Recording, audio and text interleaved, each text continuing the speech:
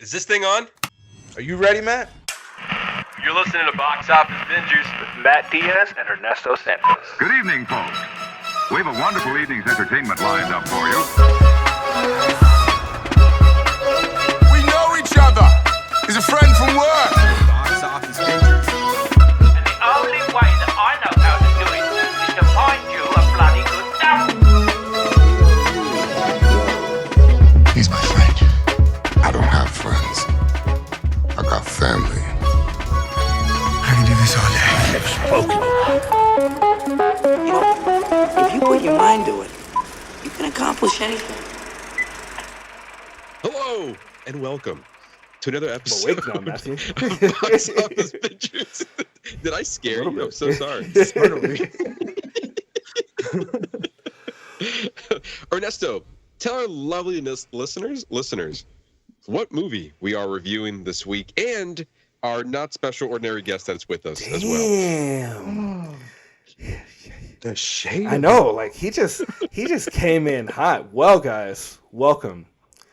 Oh my It's episode God. 216, and Matt is coming in. It's almost like he's got two sides, almost like Abigail, the movie we're reviewing this week. Oh, you like that? You like that? Ooh. 10 points.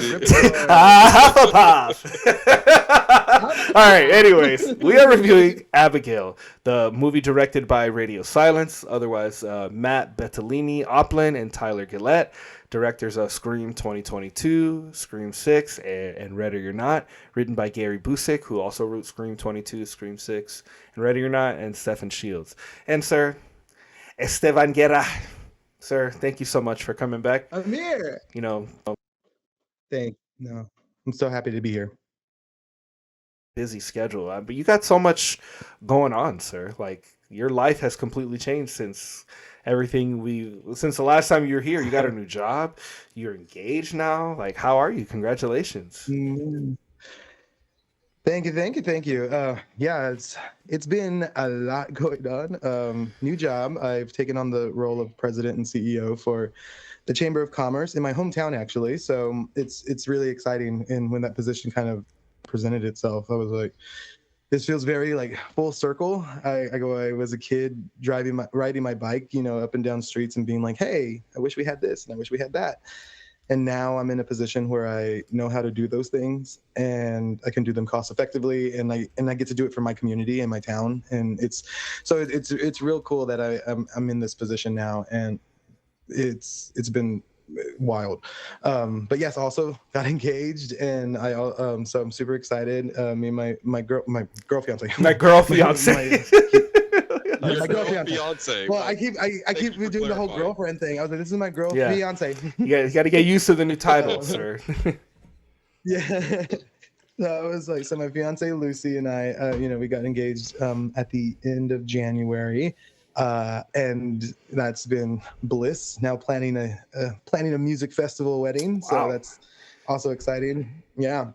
And also started my business. So I have my business called A.t.o.m, A Touch of Magic Training and Consulting, and I go into businesses and I help elevate their customer service and help elevate the experiences for their visitors, guests, customers, students, whatever it may be. I just did a keynote address this last week for Del Mar College, and then I had the privilege of being hired through Visit San Antonio, their tourism bureau, and got to do a fun session on summer enhancements and how to bring more guests and more visitors into their businesses during the summer months. And that was for all their hoteliers and all their restaurant owners over there. So shout out to San Antonio if anybody's listening. But it's been really cool and it's been really fun. So I've just one thing after another and just trying to grow it more and trying to do more. And I'm just like, oh my God, I need to stop. But then I'm like, nah, if Ernesto can have 1,000 jobs, I can. So what do you what's like maybe your 1 year and 5 year goal? Like what kind of growth are you looking to see with this business, this new venture you're endeavoring, you're on? Yeah, that's a great question, actually. Thanks. So for 1 year, I kind of went small. I wanted to go I do SMART goals, really, and I wanted them to be measurable. So I had this idea of just being like, I want to train 1,000 people within a year, like within the next year. and I have been lucky enough that I think I'm over halfway there already, and I've only had the business for so like 6 months. Yeah. So I've been like a half year. So I was like, so I'm like on the pathway for that. But 5-year goal, I really want to expand more. I love to be everywhere all at once, but I can't. So a few ideas was like, hey, I want to be in that mindset of being able to hire on more trainers so I can send them out to businesses and do those things. But then I also want to have the budget to be able to just film my own, onboarding videos and training videos that I can then sell to other businesses. So then I can be 1,000 places at once. And so I have some really like fun things that I'm in the pipeline with working on with A.t.o.m.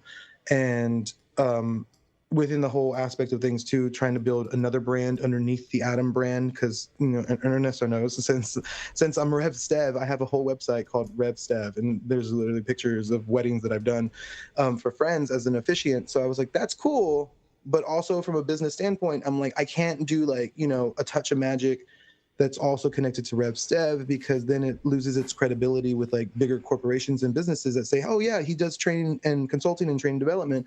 And he's like, and he does parties? Like, what's this? Yeah.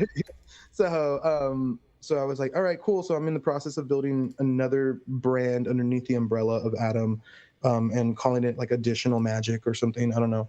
And so that's really cool. And kind of keeping in line with my tourism.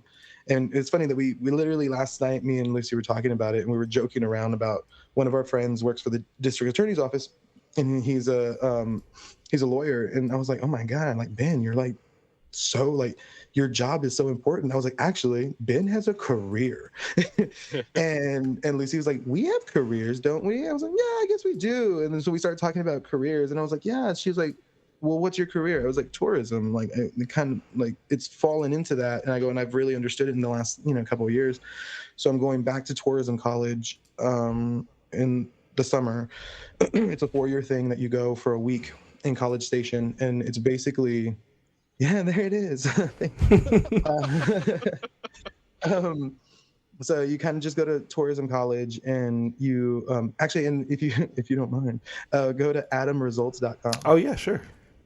But so I'm really, we've really been kind of pushing it and really kind of getting the name out there, and working on a few other like things. And shout out to my fiance, to my girl fiance, for doing my websites. So she's a look boss. At that. Look at Wow, look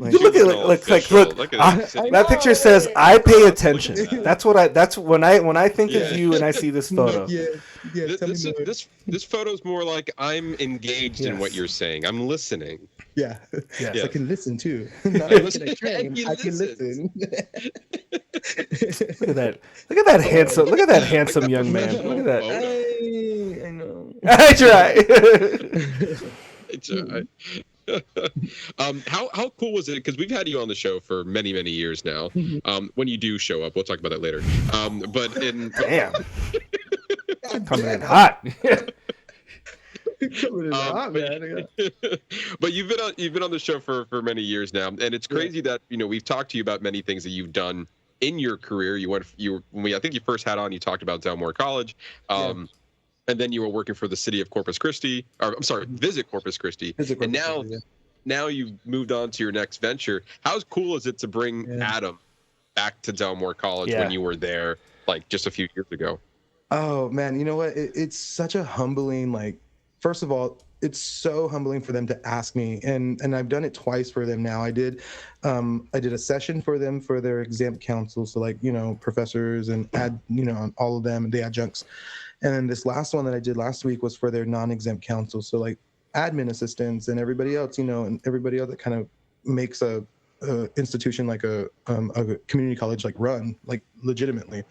So it's great because I come back with this knowledge that I had been trying to push while I was there, and like really kind of like tell people like I know what I'm talking about, and they kind of believed me, but also it was like, all right, like especially the older generation still sees us, even though we're all adults, still sees us very child. Like they still see us like kids a lot.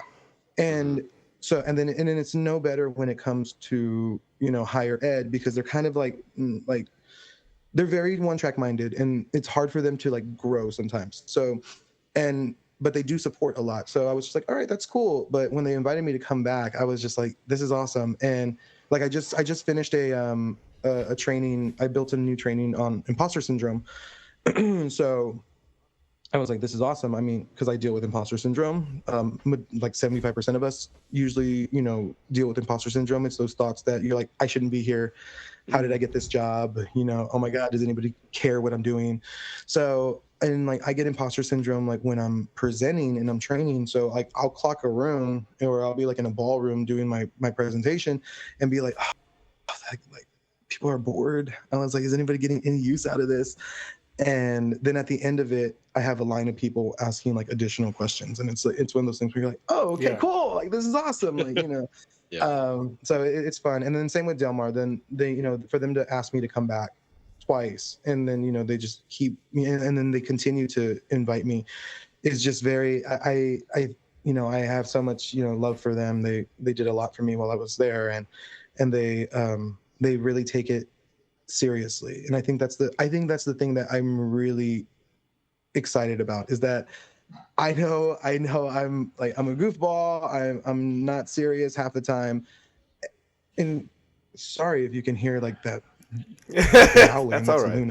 Hey, you're added ambiance. We're here for it. It's fine. Yeah. You at Jurassic Park? So it's so nice to like go and they legitimately listen. And I'm like, hey, I'm going to give you cost-effective things that you can do in your business like today. And then also utilizing like certain things that I learned from Disney, and which is awesome, because utilizing like traditions and culture is so important for everybody to have culture in their workplaces. And there's that direct correlation of customer satisfaction and employee satisfaction.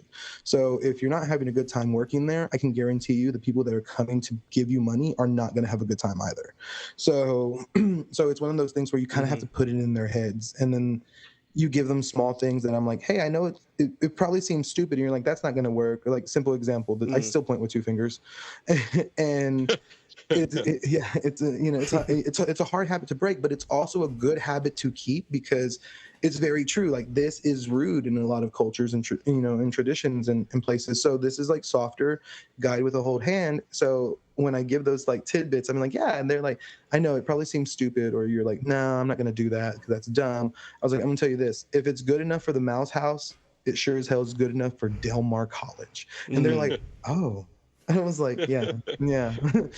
So it's been really fun. It's been really cool. I'm thrilled. I get excited thinking about my business, which is even crazier that I have one. Like, I don't know. And I guess it's that moment of like adulthood where I'm like, oh, like I have my own business. Cool. I was just like, it's been fun, and I'm really trying to like expand it more and really learn more things too, because I want to be able to build trainings that maybe I'm not even like I don't know about yet. So because I've been, customer service is my forte, obviously, and I do things like imposter syndrome and doing things like accountability and how to recognize, reward, and celebrate for management, for like the employees and stuff, and how it's important. And I can do one on silos. I have all this stuff that I can do, but I want to expand it so it's like, hey, can you help us? Like, I guess the goal for A.t.o.m is to be able to be so versatile where we can, I'm able to, if an industrial company called and said, hey, can you do training on whatever, and create one for us? I'll be like, yeah, sure, we can do that for you.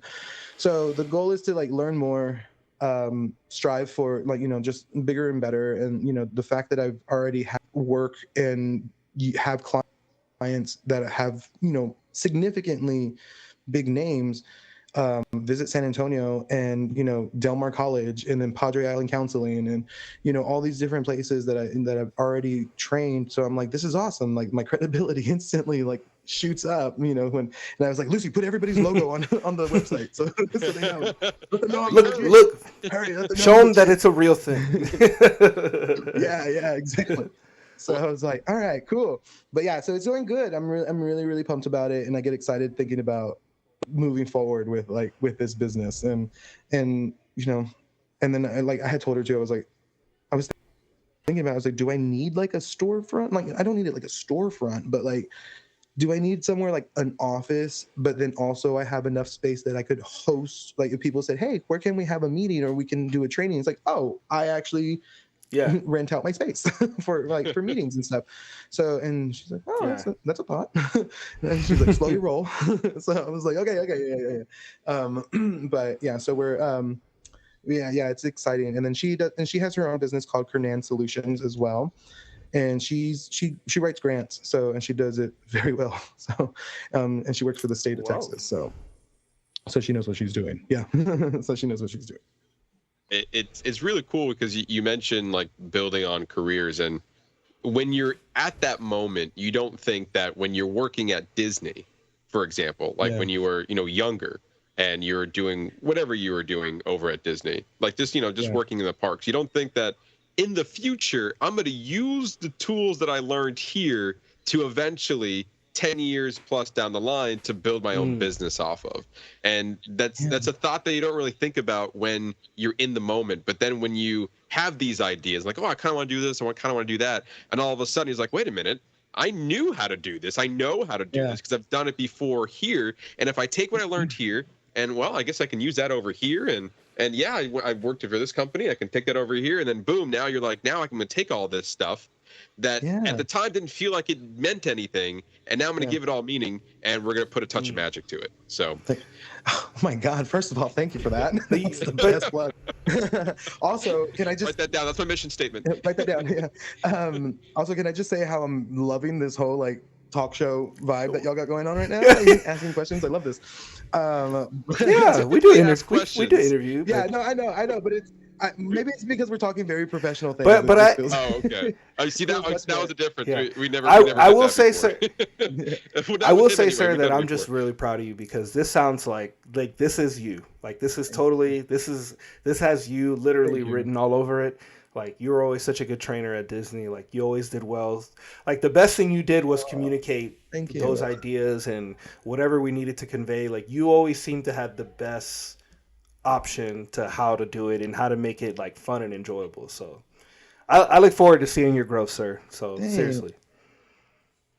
Thank you. You suck. Yeah. You're the worst. You're the worst. All right, are we not talking about his business? Because then we can start making fun of him again. Actually, you know what? Real quick, Ernesto, go to revstev.com just so you can see it. She built that one too, and I'm just like, I'm super impressed. Shouting out the future wifey. And then, but you know what? Actually, what I was going to say here a little while ago was like, it was really cool because I came up with the idea. I came up with the name A.t.o.m. like I was still in Florida, but it was for something else. I was like, oh, like party planning or whatever. So then I had told her, and she's like, hey, you should go with that name that you once said that you came up with. I was like, what are the odds that it is even like available? It's been over 10 years. And we logged on, and A Touch of Magic, A.t.o.m, was available the way that I wanted it. And A Touch of Magic was not used. And I was like, this is the universe. Like, the universe is like, here, bitch, go, hurry. So this was meant to be. And look, there's your face again. And there's Jess and Jimmy. That was the first. That was this right here is the incarnation of Jess and Jimmy. Of Rev Steph. Yes. No, RepStev started with that's right, Brandon, because their officiant didn't show up, and actually that's a fun story. We were all in the wedding, and we got there, and it was raining that day. I remember it was raining, and their officiant didn't pick up the phone. They called them and called them and called them, and they ignored them, and they legit ghosted them. And Maddie's freaking out, and everybody's like, oh my God, like, what are we gonna do? And then then I'm like at the table, I was like, yo, can't you get like that certificate online? And they're like, sure, sir, whatever. And I was like, oh, and then I remember I was like, I was like, sir, can't you like get that online? He's like, yeah, sir, like whatever. And I'm like, okay. And then I went to the corner and like my little fucking BlackBerry Pearl, and I was and I was there. And then she's crying. She's like, what are we gonna do? Like I was like, I can do it. Like from the back of the room, they're like, everybody's like, look, they're like, what? I was like, yeah, wait, hold on. Yeah, they just emailed me the certificate. Yeah, I can do it. And they're like, what? I was like, yeah. And then luckily, they oh yeah, the book. We'll tell that story next. It's one of my favorites. And so I was like, yeah, I can do it. And they're like, well, the officiant sent the script over. So I was like, okay. And then I text my mom and I told her, and she's like, shut the fuck up, Esteban. No, you're not. And I was like, yeah, I am. She's like, whatever. And I was like, okay. And then Ernesto and everybody, they're like, don't tell anybody. Let's just let it play out and see what happens. And then we did, and all of the friends at the wedding, everybody's there, and I go down the aisle and I stand in the front behind the podium, and everybody is in the audience going, sit the fuck down, like this is not your day. And I was just like, just standing very elegant. And I was like, yeah, and I just stood there, and then everything happened, and everybody's like, what the fuck is happening? And then I delivered this, the ceremony, and after we were done, well, I still remember the ending of that one. It was like, with the power vested by me.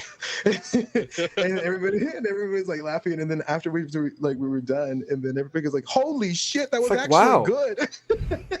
I was like, I know, right? That's fucking wild. And then I called mom and I was like, Ernesto, tell her, please. And then Ernesto had to tell mom. I was like, yeah, he did.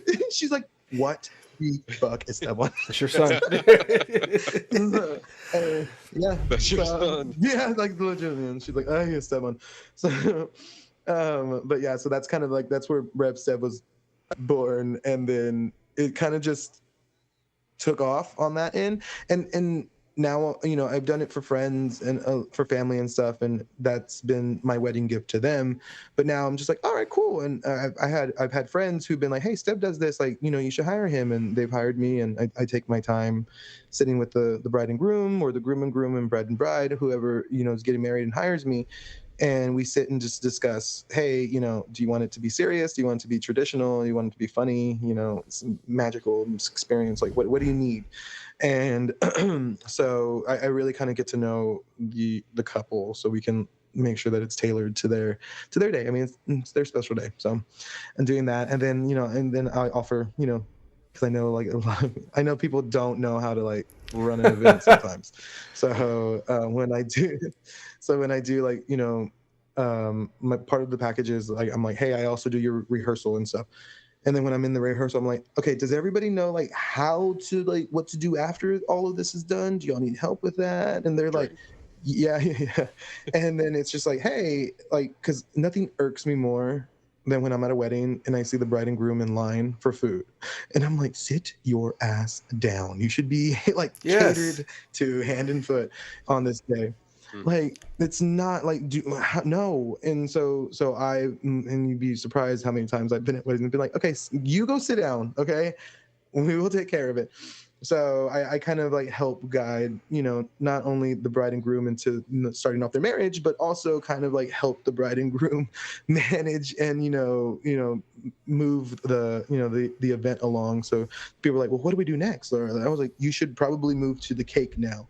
I was like, you should probably go do this now. And they're like, I was like, you want to get some of these very important things done pretty early on, so when you're all trashed, you have pictures that you look back on and you're like, oh, okay, that's nice, and you don't look like a fucking desert lizard looking two different ways. so I was just like, so they're like, oh, I was like, part of me is like, I was like, why do you not know that? But also I'm like, okay, great. But no, it's that's been fun too. So there's a little bit of everything. I'm doing a little bit of everything. My hands. So it sounds like when it's your wedding, you have very high expectations of how it's all right, this is how it's done on his throne. So you should also be sitting down on his throne, feed me, everybody. Where is my plate? Shower me with gifts. Place them amongst the gifts from the rest of my suitors. Thank you so much.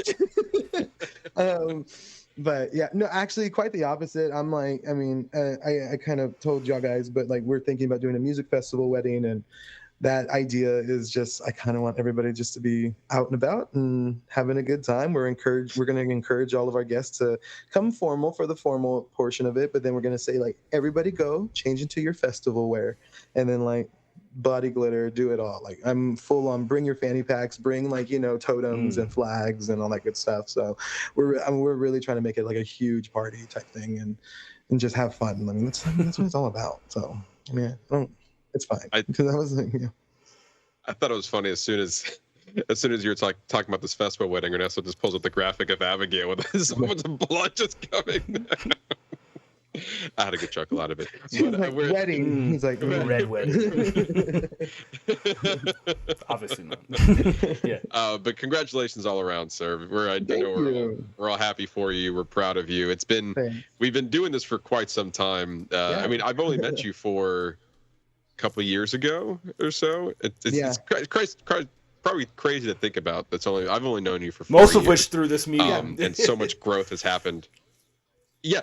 Most of the conversations we've had has been recorded, so you can listen back to almost every conversation we've had over the years.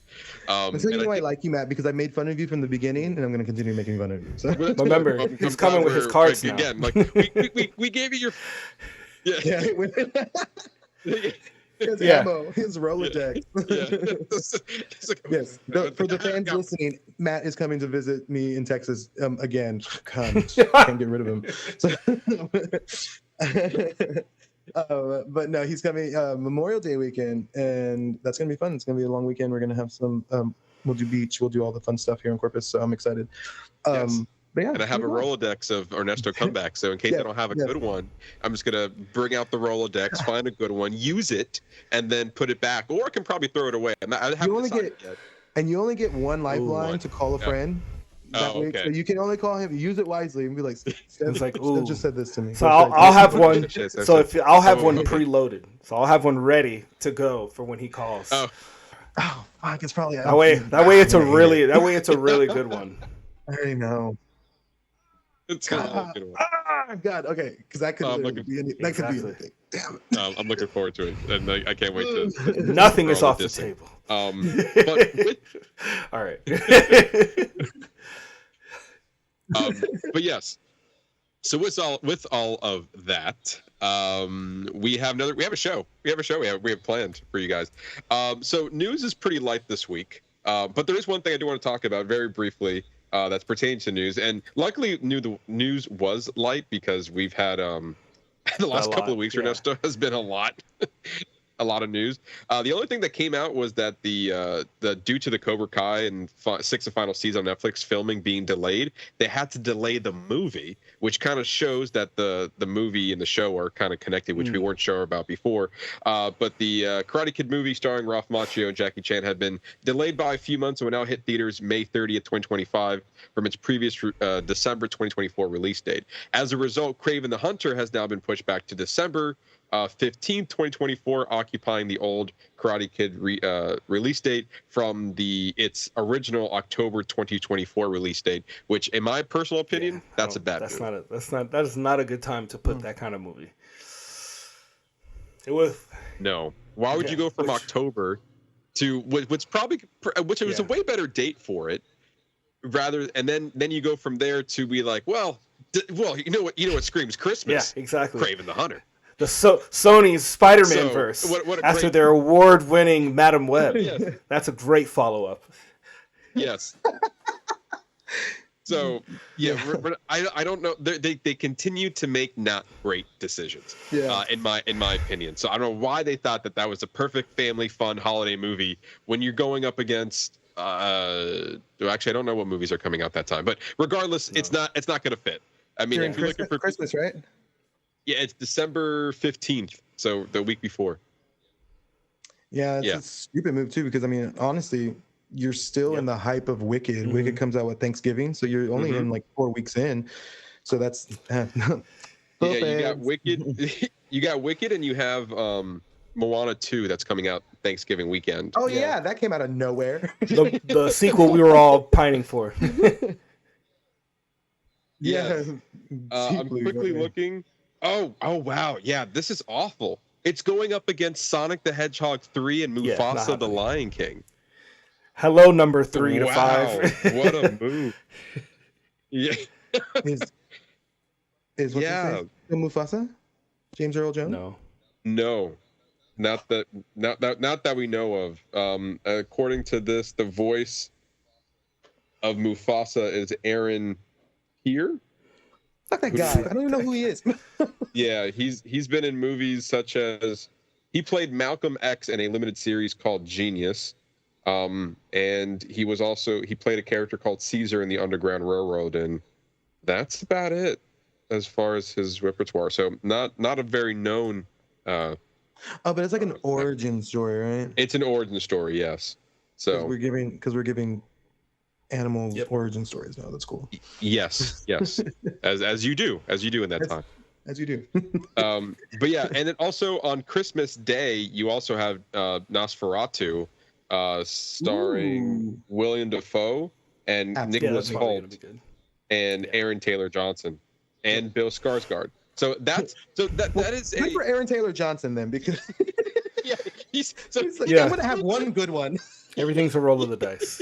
That's so interesting. He's coming out. So like Nosferatu is probably going to be a horror movie. I think it's classified horror fantasy mystery. So is that the one that's kicking off kicking off their MonsterVerse? No, or that's whatever? this one. I would assume that would be this one.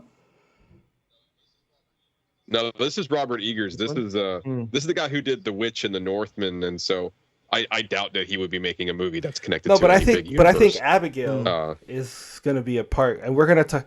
Abigail, I think it was what I'm saying. I think is a part of is the kind of like the official kickoff of the Universal, like the Universal Monsters universe. I can see that. But anyway, aside from that little tidbit of news, that's really the only big thing that came out this week. So with that, we're going to be diving into a fun segment we like to call Whatcha Watchin. Estevan, you are our special guest. We'll start with you. What have you been watching? Well, I haven't seen you in so long, so I've watched a lot. That's true. But most recently, we've really been on Palm Royale. It's on Apple TV. We've had a lot of fun with that one. That's Kristen Wiig, Ricky Martin, Laura Dern. Like it's a really stacked cast. It's really good. Live in La Vida. I don't know how he's getting younger. Not fair. But I was like, all right.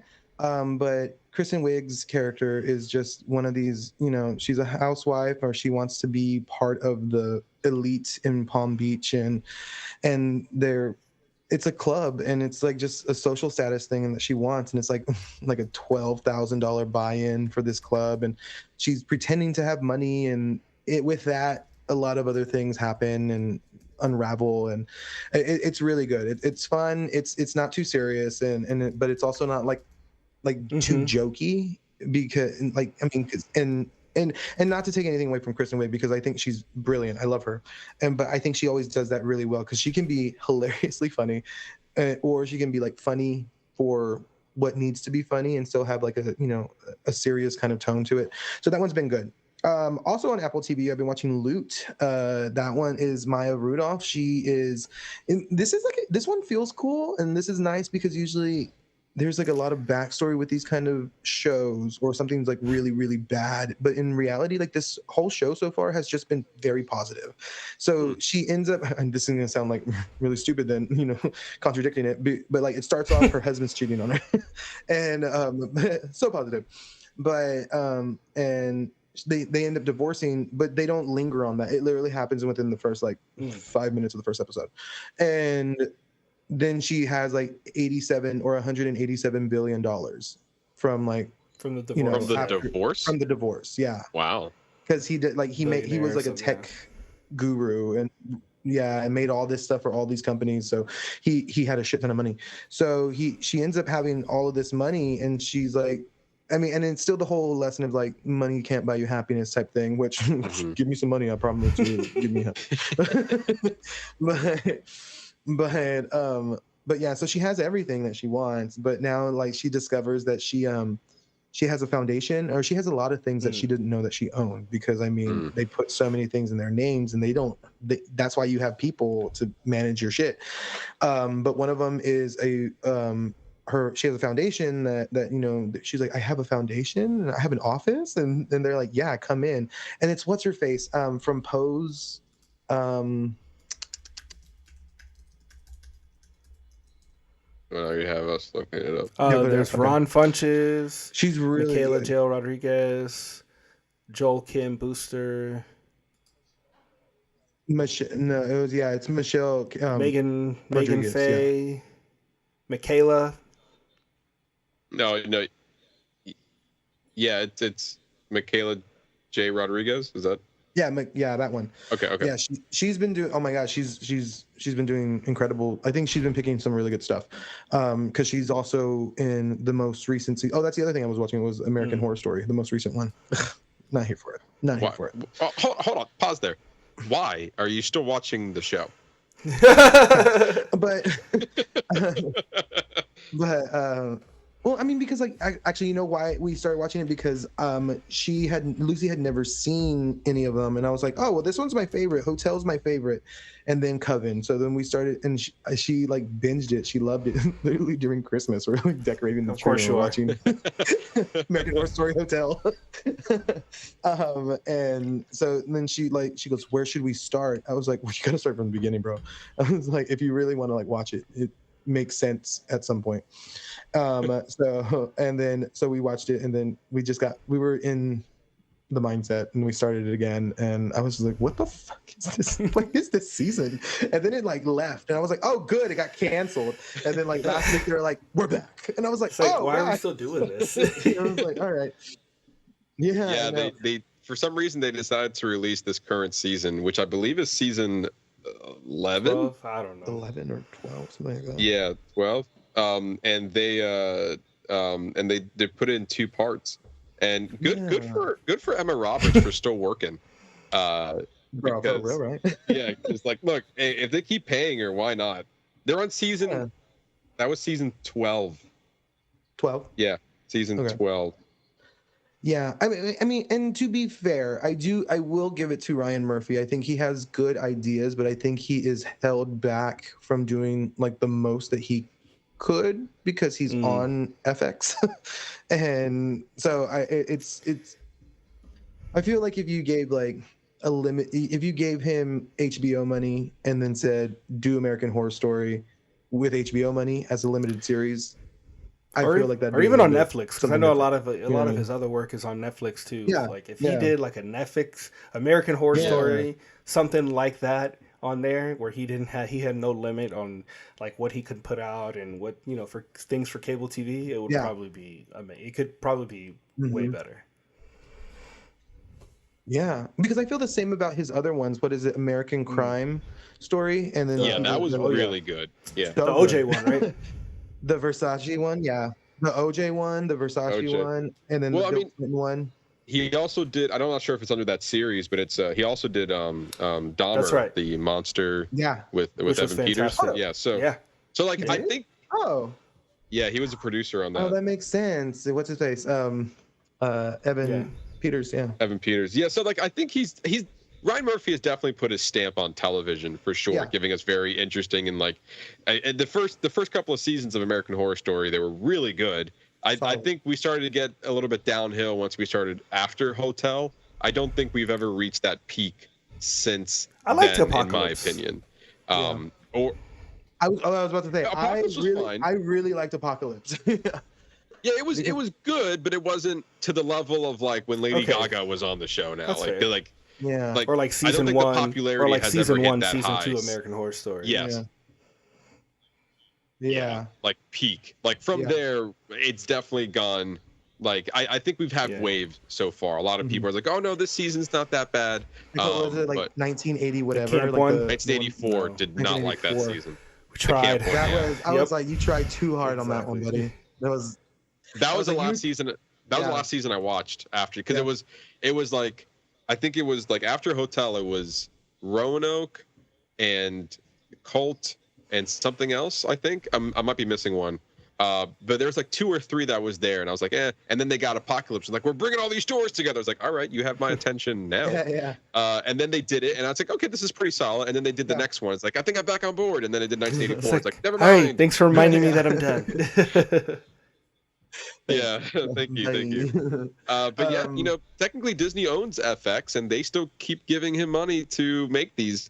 I feel like at this point, it's more like yeah, well, people still show up, so we're gonna still keep giving you money for it. It's for. I feel like now it's transitioned to like a little bit of an older generation. It's not for the young kids anymore. Yeah, and yeah, so I think. Yeah, that's the thing about it too. Even I was having this conversation not too long ago about how network television. I personally feel like in order to stay alive, you need to kind of like stop being prudes and then just like kind of like give in and obviously maybe not like so much blood and gore, but like like let loose a little bit. Like you need to be able to like tell more, like hard truth stories and stuff that you want to see. Yeah, like, you know what I mean? But yeah, so Ryan Murphy. But I'm also watching Ernesto is gonna make fun of me for these other 2. Actually, I'm gonna hold on to those because he already knows. But I'm also watching a show called Next Level Chef. If nobody's ever seen Next Level Chef, watch Next Level Chef. It is so much fun. It's a Gordon Ramsay show. They're literally on like 3 different levels, and they have a basement level, and all the cooking, like all the supplies they have are just like awful. They're broken and they're melted. The middle kitchen is a little bit better, and then you have the top level kitchen that has the state-of-the-art stuff. So these teams are broken into like 3 different chef teams, and then they end up they do like a draft. So then they all cook, and then they pick like these dishes. They're like, all right, cool. So and so's gonna go through. So and so's gonna go through. Now we're gonna build our teams. Team Ramsey, Team Aisha, and so it's fun. It's and then they only get so many seconds, and their platform drops with all their ingredients, and then they have to run to the platform to get things to make a dish. And they'll be like, hey, today is fusion day, fuse 2 different countries together. So then the chefs have to fight with each other to be like, okay, I'm going to take this country and this country or whatever. So that one's been fun. Like we really binge watch. I mean, and I like to cook too, so me and Lucy will sit there and we're like, ooh, look at that. We're like, ooh, I know, we're like, good job. And then Gordon Ramsay's like, that's fucking shit. Well, I guess it wasn't a good idea. That's actually what I thought. and then we'll be sitting there. I was like, oh, that looks disgusting. And she's like, what is this presentation?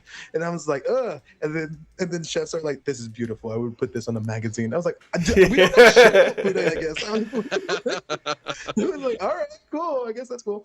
So that one's a fun one. That's also I think, what is it on? I think Fox. But I watch it on Hulu. And then High Hopes. This is a fun show that came out, I think, on 420 just recently. It's like 6 episodes. It's so much fun. It is this MMD. They are a dispensary, and they're in California, and they're like one of the main leading ones, and they're trying to like just build their brand bigger, better. They want to release a new strain and all this other stuff. So, and then they have all of their people that work in the dispensary. They're called bud tenders, and they are it's just fun. And then they hired this one guy in the first episode, and they go, we literally hired him because we loved his energy, because he is just a perma stoner. And he's like, oh man. And then he gets there, he goes, well, just so you know, just because you work in a dispensary, we don't get high on the clock. And he's like, and so it's fun. It's a easy, that one's an easy watch. Then it got some cool, like, characters and that come in, that they have. I mean, it's like a reality, I guess. But it's fun. I really encourage that one. And then once if y'all watch it, let me know who's y'all's favorite, because me and Lucy are constantly like, oh, they're the stars of the show. So that one's been cool. And then I rewatch this every once in a while, and apparently Ernesto still knows. Oh, actually, no. Real quick. The Tutors. Yeah. Which is the other? The Tutors. Go ahead. Go ahead. Go ahead. No. Go ahead. Okay. such a renaissance and a history buff on things. I've loved The Tudor since it came out. I watched it so much that Ernesto used to tell me to stop watching it. And I was just like, oh, okay. So then he texted me, he goes, sir, what shows are you watching so I can pull the images up? I'm like, yeah, sure. And then I get a text from him. He's like, you're still watching The Tudors? It's like, how many times are you going to rewatch the show? I was like, it's been years. I go, and it's on Prime now, so I didn't want to get a show. I didn't want to get a Showtime account because what else do you watch on Showtime? and I was just like, okay. And then they were like, it's on Prime. I was like, oh my God, let's rewatch it. And of course. You want to guess how long it's been since the show ended? Do you know? No. No, but I want to know. No, now I want to know. I don't know. I can't even guess. The show ended, mind you, 14 years ago. You built me up, and I thought it was gonna be much further than that. Oh, Yeah, I thought 14 was pretty big in my opinion. I mean, 14 is pretty big, but yeah, okay. Lasted 4 seasons. Lasted 4 seasons from 27. I don't know if it lasted 4 seasons. It's just like it's the story of like him and his wives, and there's only so many that he had in its history, so it was done. You can't do like another season and be like, what happens after the grave? It's like it's not Jesus. We follow him to. Well, the show only went on, and his story was worth of telling of 4 seasons, from 2007 to 2010. Yeah. Well, and you know what? The other thing too, I was thinking about this, sir. One of the other reasons too that I kind of like thought about rewatching it was have you listened to the show Six? Mm-mm. It's a Broadway show, and it's like a girl group, but they're the 6 wives of King Henry. So it's like, and then there's that I don't know if you again, it's just me being nerd, but there's a rhyme. So if you remember his wives, it's divorced, beheaded, died, divorced, beheaded, survived. So that's how you know his wives. And so when we were listening to Six, which is you should listen to it. It's basically like kind of like Hamilton, a play of history. So it's the 6 wives talking about who was the biggest queen and all this other stuff. Are you playing music, Matthew? No. Oh, okay. That must be. It might be music in the background. There's a pole behind me. Well, you need to go scream out the window, and be like, "Hey, we're recording box office. We're recording box office bingers. You're being rude. I don't care that it's a Sunday afternoon in the middle of the day on a beautiful." Yeah. You shut your mouth when you're talking to me. So I've been watching Tudors again, love it. Yeah, and then I started rewatching White Collar, and I'm a huge Matt Bettinelli fan, love it. White Collar is so much fun.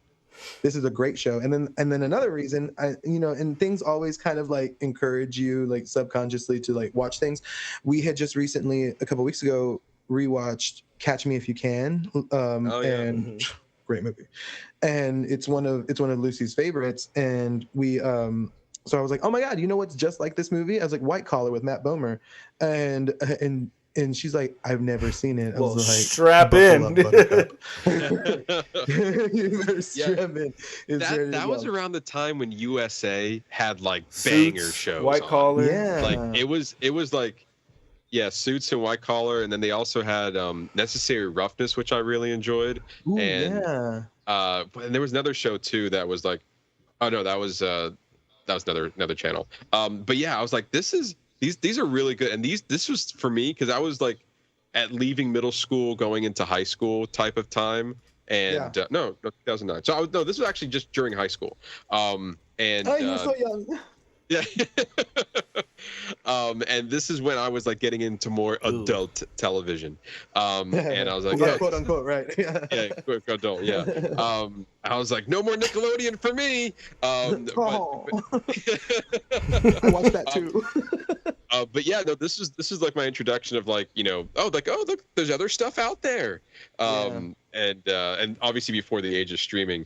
But yeah, this show, and the only reason why I watched this show, at least I started it, was because Kelly Kapowski. Yes, exactly. I watched Saved by the Bell all the time, And I was like, Yeah. oh, she's in this. She's Yeah. older now, but she still looks good. And so I was like, oh Wow. It's like Wow, Matt. she's. I'm just saying, it's It's true. like fucking she's old. You old, look all but right. she's hot, so I'll watch it. She's had. Yeah. Like, No, I came for her, but then I stayed for. I was like, actually, you know what? This is Yeah. pretty For good the too. story. That's why I watched was the story. That's what I was watching. Yeah. The plot. That's what I was watching. The plot, yeah. But then actually, the plot was actually really good. I was like, Yeah, okay, it really there's is, a lot more to this, and it lasted for, let me see here, 6 seasons. That's pretty Oh, good. good. Yeah. Yeah, I forgot how many. I was like, oh, she's like, oh, how long was it on? I was like, hope we don't binge through all like a couple of seasons. Like 6, that's good. I can, we can, Yeah. we have stuff to watch now. I think also this was consistently good. I could be wrong, but I don't remember ever taking like a big dip where like, oh, this wasn't a good season. I think No, overall, I think they did have like one of those first strikes that everybody had. There's a season that kind of like not suffered, but it felt Every show has like little, one or two. you know, Yeah. but you know what? The best thing about that though is that you can go back to anybody's show and series in that time frame when that first strike happened and be like, oh, everybody suffered. And it's like, oh, 20 episodes, 25 episodes, 12 episodes. Makes it. Oh, okay. Yeah. I got it. I also think like between this and Suits, it's always like that one thing that it's like it's the pilot episodes that gets you hooked, and then it's almost like, the one thing that made you want to watch, we're gonna abandon that idea altogether, and then we're gonna focus on like half a season's worth of something else, and then like toward the end of the finale, you're gonna remember is like remember that you're only just a what was he? You're just an informant. You're not really out of jail or whatever. Like you can go back to prison for your actions. Don't get used to this. It's like, oh, I already did. Really? We're still on that? Oh, my bad. I would have been like, it's been 12 years. I know.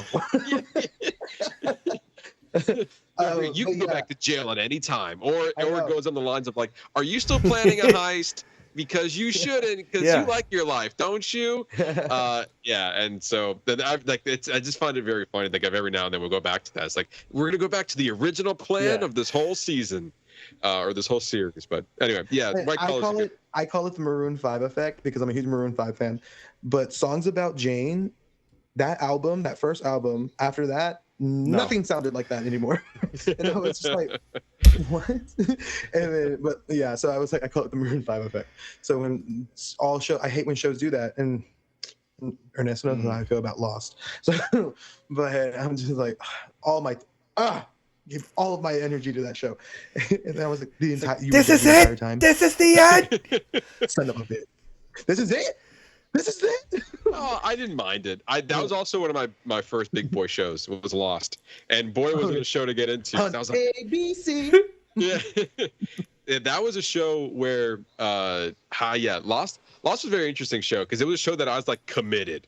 I was like, I was watching it. I was watching with my mom, and she was watching, and then she kind of fell off. It's like, all right, whatever, I'm still going for it. And then like I remember having like this portable TV, like that has like a very tiny screen with a little antenna on it, and it had 3 channels, but it had ABC, and that's the only one that mattered. And I would watch it when we're on the drive home. I was like, why are we not home already? We're missing Lost right now, because that was the only time you can watch these episodes because you never know we're going to see it again. Then it came, and then there was like the second to last finale.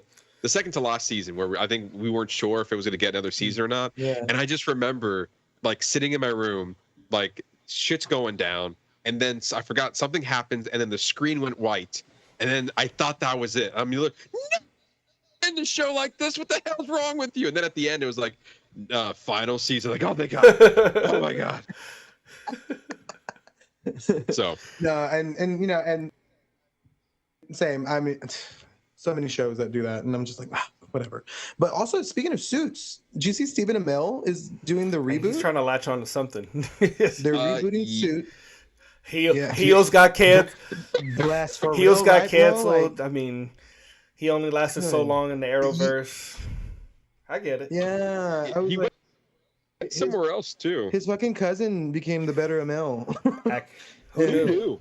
Right? Who knew? Robbie, good for you. He did a show on where Stars called Heels. Well, it's and on it Stars, follows. so let's calm down. It's on Stars. Yeah, it stars a wrestling team, and then Alexander Ludwig either appeared for a season or was on for the 2 seasons, but it only lasted for 2 seasons, from 2021 to 2023. So if you were looking to see where Stephen Amell was, he's been on Stars. But yeah, it's called Suits LA.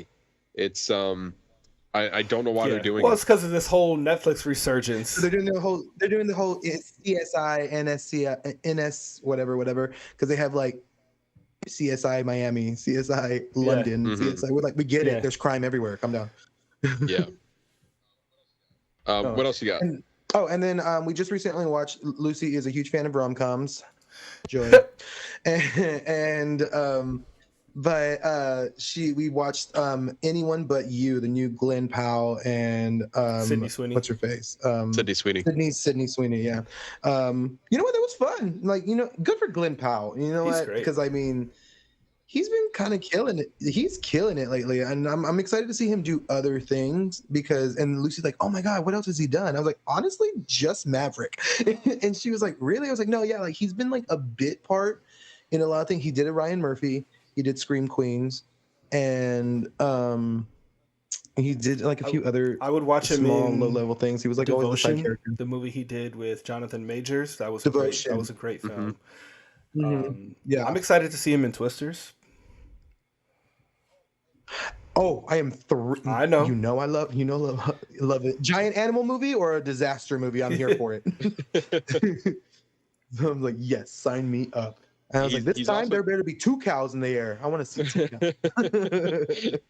And then in June, he's coming out with a Netflix movie called Hitman. Oh, I saw the trailer for that. That's kind of, he's playing like a legit, or like a comedy, or like a No, it's a comedy. It's a comedy. Oh, It's an action comedy. He's playing different identities. So think of it like Master of Disguise, but but with Glenn Powell.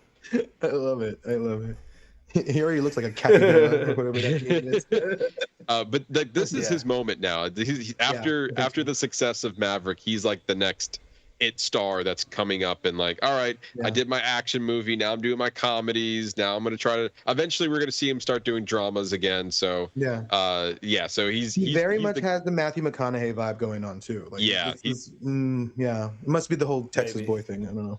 He's the next pretty boy that can do multiple things, but he's probably But I'm waiting for Megan to get back to watch this one, but it's been on the list, and so I have been hearing good things about it.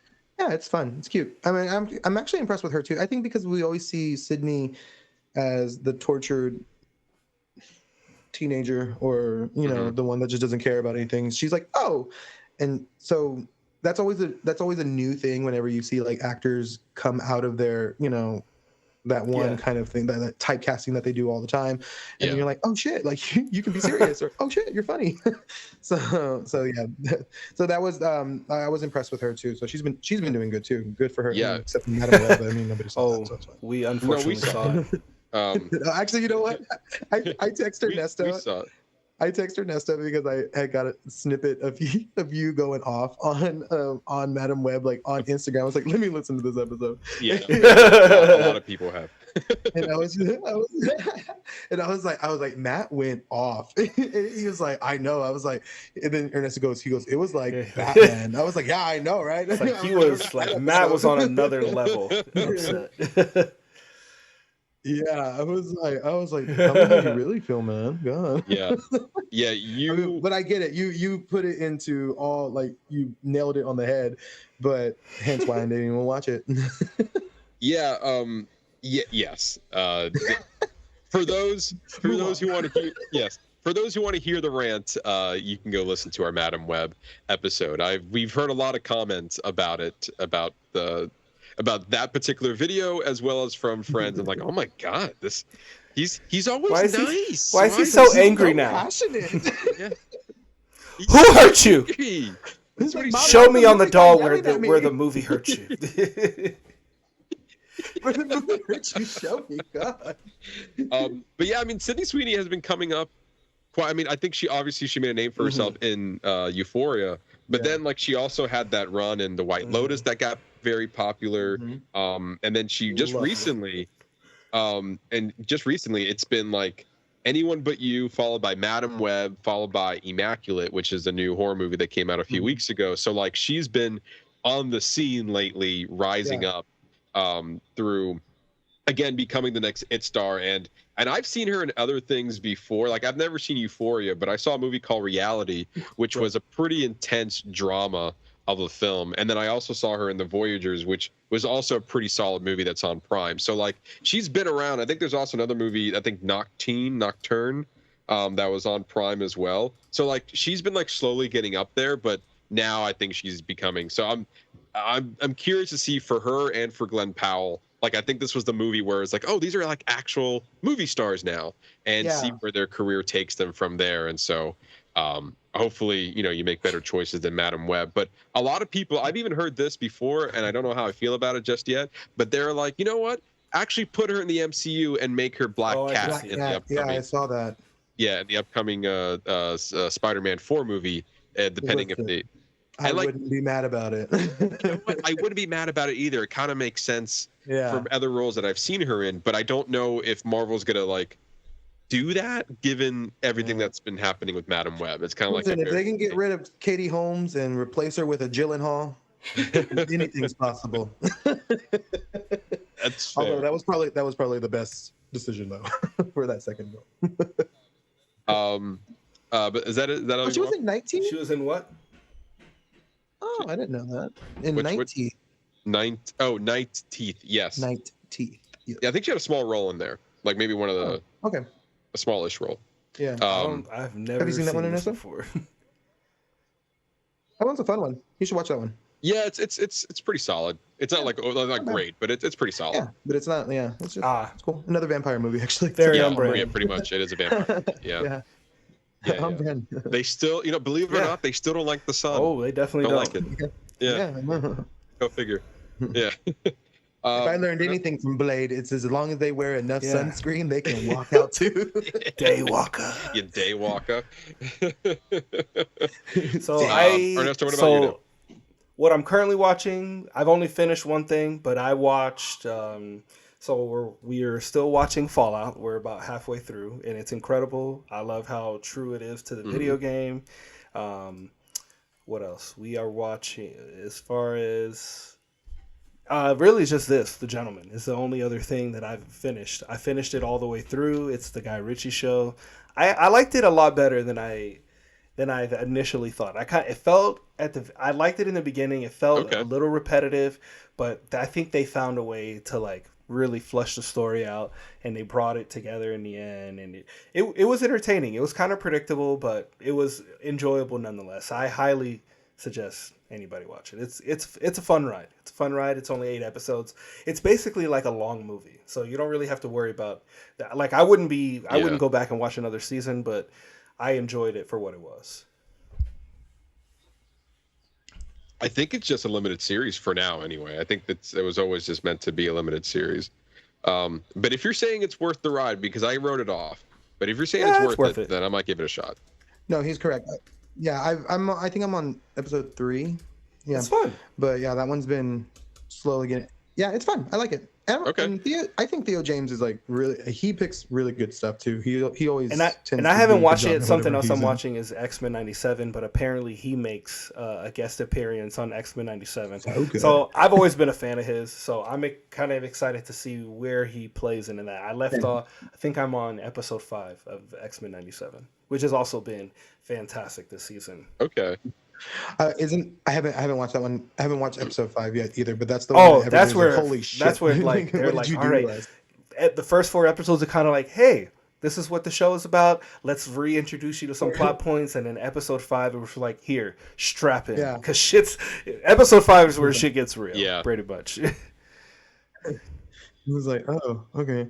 Yeah, I've been hearing a lot of people compare it to like the final episode of. I mean, I don't know anything about the show, but just what people I've been reading online, they're like, oh yeah, it's like It's like Invincible, the final episode, the final season 1, the last episode of that.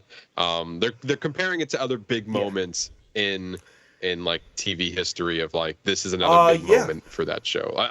It also sounds like unexpected. It was like, oh, we're just gonna do this thing, and then just like once the thing happens, you're like, what is happening? And then you're just kind of glued to the moment for till the end, to the very end of the episode.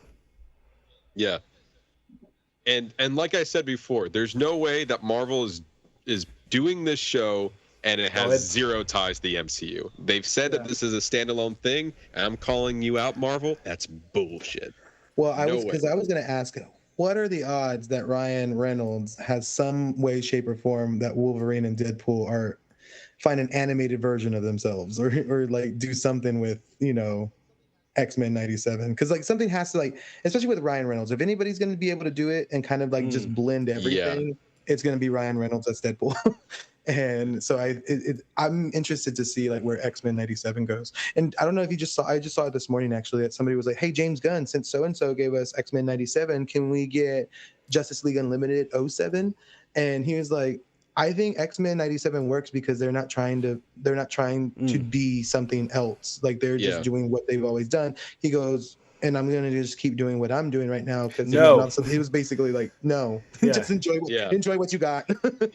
Don't be. I got enough going on over here. I don't even work for them anymore. Yeah, for real, right? I mean, constantly, like, for real though, fanboys can get wild, man. Like, it's crazy. I'm like, you can like I get it, either watch something else or just enjoy. Obviously, he has a plan. Yeah. I'm like, read a book, please. Thank you for your. Yeah, thank you for your unsolicited advice. I know. Yes. You can go back to your mom's basement now. I'm looking forward to watching X-Men though once it's all over. I believe it's. I'm liking the week to week though. It's worth it. I feel like the episodes are good enough. They're good enough for week to week. Mm-hmm. Okay. Looks like mid-May we're over. Mid-May. Okay. I can wait till mid-May. But yeah, Matt, that's actually all I got this week because I was trying to like finish this because then I have, and it looks like something that I want to start is on your Whatcha Watchin. One of them is. Oh. Okay. I guess I'll find out when I talk about it. The first thing, what'd you say? No, go ahead. The first thing I'm going to talk about is Shōgun. It's on Hulu. Apparently, it's been getting rave reviews. And so I had literally, so I got out of work and I had the day off. And I watched the first episode of Shōgun. And then I went to work. And then the next day I had off. And I was like, I'm just going to, I had a plan for the day. It's like, I have errands to run. I should, watch a few, do adult shit, I didn't leave the house, didn't leave the couch, got up to eat, and I binged through episodes 2 to 8 all day. It's 10 episodes. And I was like, I think the finale was about to air, and I was just glued to this thing. And what was funny, had everything. The story, it's so the story is quite interesting, and it's. I mean, I'm just going to read what the bio says because I'm probably going to ruin it. There's a lot going on here in this show, and I'm probably not going to say it justice. It's so good, exactly. I can't even tell you what it's about. Can't even tell you. Actually, that's a thing, though. That's a thing. Though. It says when a mysterious European ship is found marooned by a nearby fishing village, Lord Yoshi Takanaga or Toranaga discovers secrets that could tip the scales of the power and divisive of his enemies. That's not a great description of the show at all. But either way, I read it like that's not what the show's about. You're really selling it here, man. Yeah. What's the other one? This is from Fox. This is better. Set in the 17th century, the story is told from the perspective of British hero John Blackthorne, a sailor who rises from outsider to samurai while being used as a pawn in Japanese leader Takanaga's struggle to reach the top of his ruling chain of Shōgun. That's a little bit better. That's a better description of it. But yeah, I think I watched it from start to finish.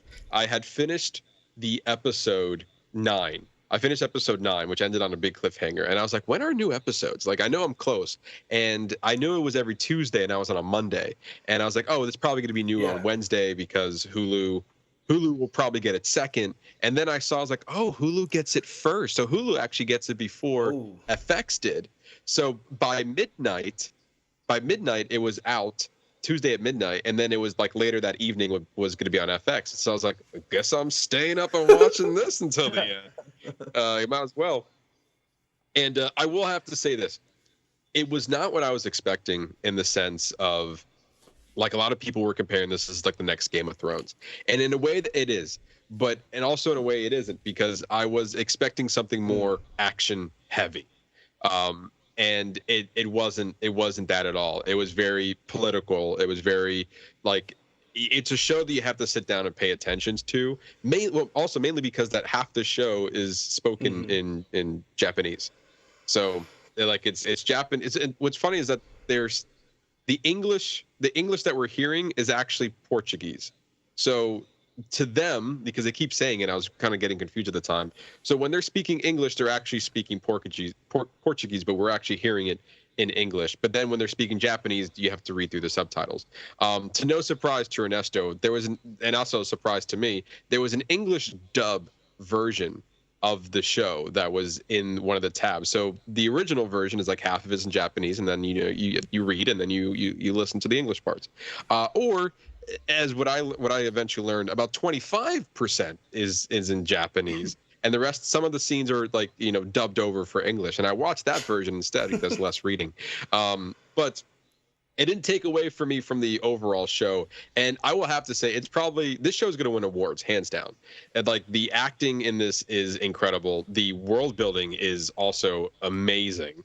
Like the costumes, what this world had, throughout the time I was binging through this, I was absorbed into this environment, this world, this story. Like, I was definitely glued to this. Like, I was transported to a different time, and I was fully invested into the story. The only downside for me was that it was a little bit of a slow burn for me. It's like, once you get to the end, like, and you see it in its full, and like the full story, then you're like, okay, I get it. But at the moment, I was expecting, because they kept talking about it, like this big, massive, war scene that we're gonna have, and we kept building and building to this, and then in a way we did get a fight, but it wasn't like an all-out war that I was expecting to kind of turn out by the end of it. So for me, when I was walking out, I feel like, man, you were teasing this war, and then we never really got it in the way that I thought we were gonna get it. So I kind of got left a little bit like, okay, but not to say that what ended up happening was bad. It's just not. It's kind of going back to that expectations conversations, where like nothing that they gave you was wrong. It's just you were expecting something else, and therefore kind of muddled my experience, what I was expecting going into it. But that's all me, because I was expecting something that the show was never going to do. So I think at least knowing that going into it might help other people who haven't started it yet, being like, okay, this show, a lot of talking. It's a sit down. You gotta get yourself fully invested into the story. There was one actress named Anna, I think Swanee is her name. She was in Monarch Legacy of Monsters, and I thought her character was poorly written, and her performance was just okay. Talk about a 180, because she was in this show, and I was like, my God, if she wasn't the most captivating character in that whole series. I was actually blown away by her performance and how her character has brought up from the first episode to the last. And I was like, this is character development. Like that to me shows that like the people who are making Monarch did not know how to write that character, and it's all in the writing, less about her performance, because I know she can act, because that was one hell of a performance. Also, the main person was I'm going to pronounce his name wrong, but I think it's Tadanobu Asano. No, that's not him. That's my bad. It is Hirozaki Sandana, who played Toranaga. He is the main actor in the movie, the one that's on the poster here. And they brought him on, and he was very involved behind the scenes, making sure that they were using everything to all as authentic as possible. So as authentic as the costumes, going even how they bowed during those scenes, like everything was all authentic, and you can feel that going in there. You were, like I said, you were fully immersed into this show. I binged this basically in a day, so it was a lot to ingest in a day. This was a week to week, so I think ultimately I preferred the way that I watched it because I was able to retain all the information all at once. But I can definitely see the appeal of watching it week to week because some scenes were just like, ooh, okay, next one, go. Like it's pretty. Some of the stuff is pretty heavy. But overall, this was a fantastic show. Like a very well done. That was the most detailed, non-spoiler review I have ever heard. I was like this. I was captivated the entire time. I was like, Tell me more, Matthew. Tell me, but also tell me all the things, but also tell me nothing. Look at me. Not with your eyes, though. Don't look at me. Yeah, tell me Yes. nothing. That was Well, I guess I know what I'm watching next. Thank you. I know. I was Yeah. like, I guess I'm watching now, guy. You convinced me. Calm down. I've only been doing this for 260 Aye. episodes. So you might as well- Thinks he's a professional now.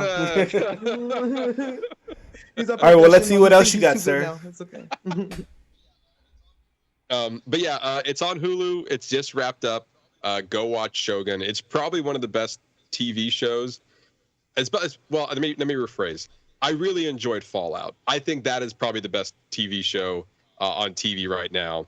But Shōgun is probably the best well-made show out there. And then depending on how you want to embrace going into it, you can either be fully absorbed into it and kind of get involved in the story. I will say it probably won't be for everybody because it is deep into its story. So you really have to lean into it. Whereas Fallout's a little bit more fun, more universally accepted for probably a lot of different reasons because it's also funny. This one light on the humor. So you got to really, you got to know what you're going into. And so, yeah, this is definitely a very well-made show. I'll be surprised if we don't hear about it during the Emmys for award season. But yeah, other things that I've been watching is Three Body Problem. I just binged that also in a day. I have a problem. And more or less. Go look at the sky. Look at Yeah, go get some sun. Go get some sun. They say it's gonna rain, but I wouldn't know. So this is the one that I was really looking forward to it because it was creators of Game of Thrones, and I'm curious to hear your thoughts on this one. It's good.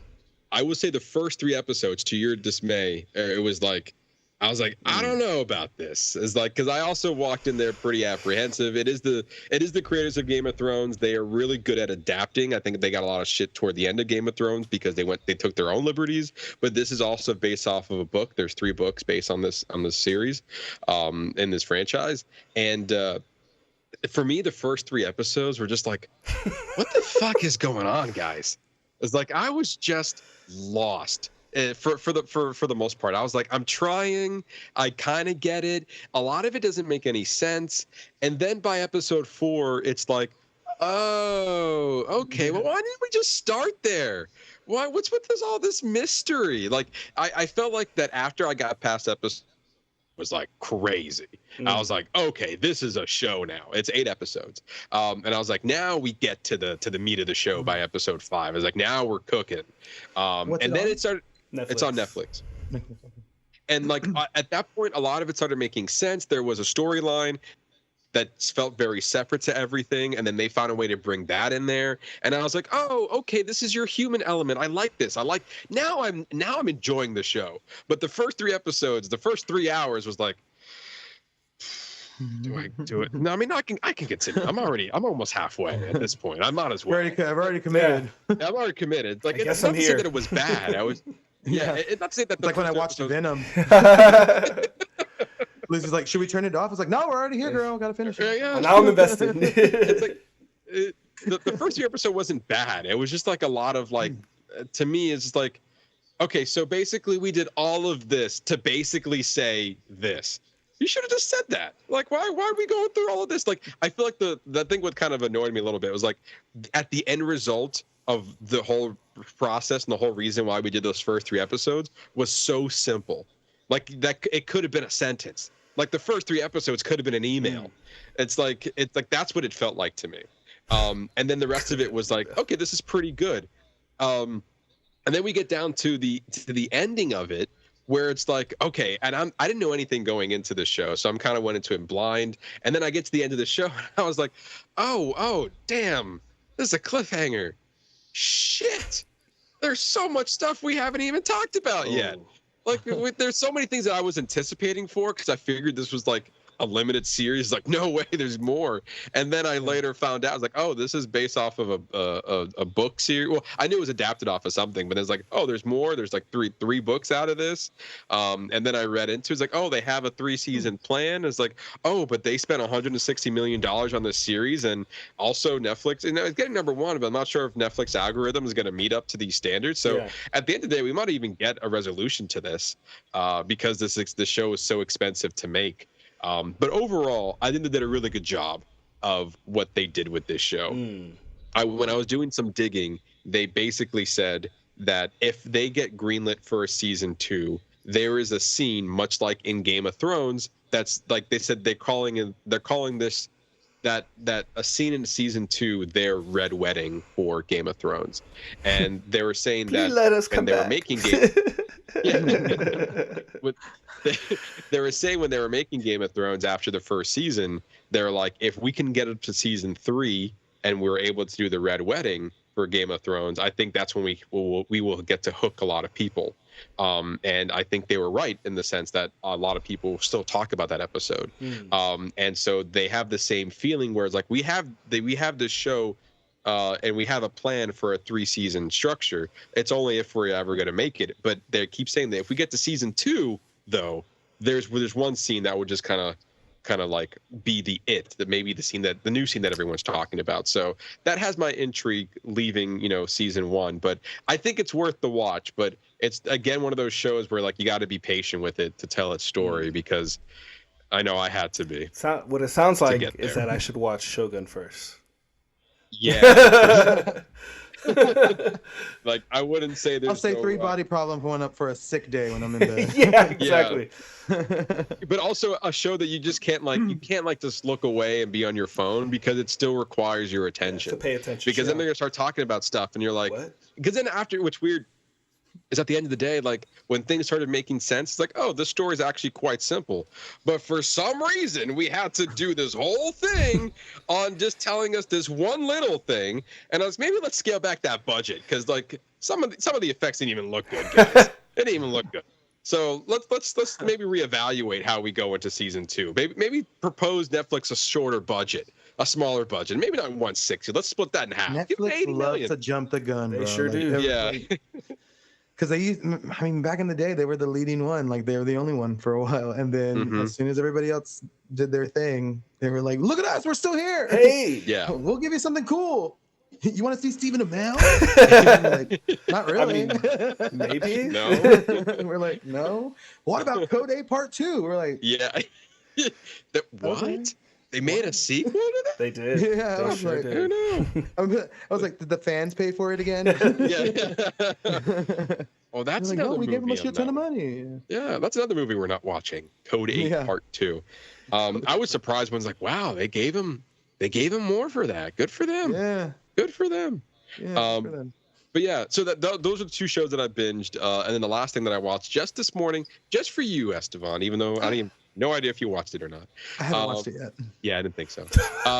Was Rebel Moon Part 2. Yeah, it was hard enough for us to get him to watch this movie, the Abigail. So the Abigail, that's true. That's true. Oh my God! I was working. Yeah, we get it. You're a CEO and president now. Yeah, we get it. Yeah, very busy, Mr. President. So sorry. Mr. President, CEO. Yeah. I gotta kissing hands and shaking babies. Yeah. It's a lot of work. Thank you for gracing us with your presence. No, I hear you.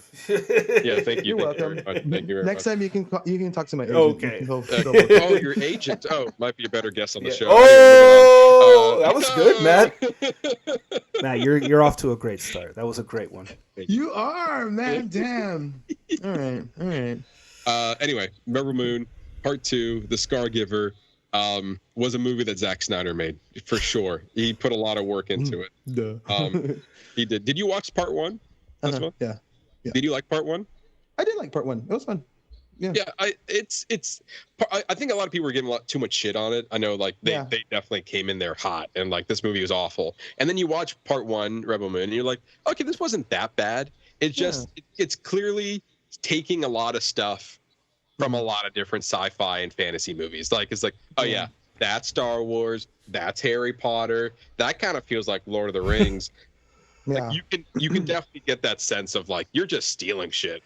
And then you're calling it. But then also, at the same time too, like I think that I think fans and then also the haters in general just love to hate on Zack Snyder.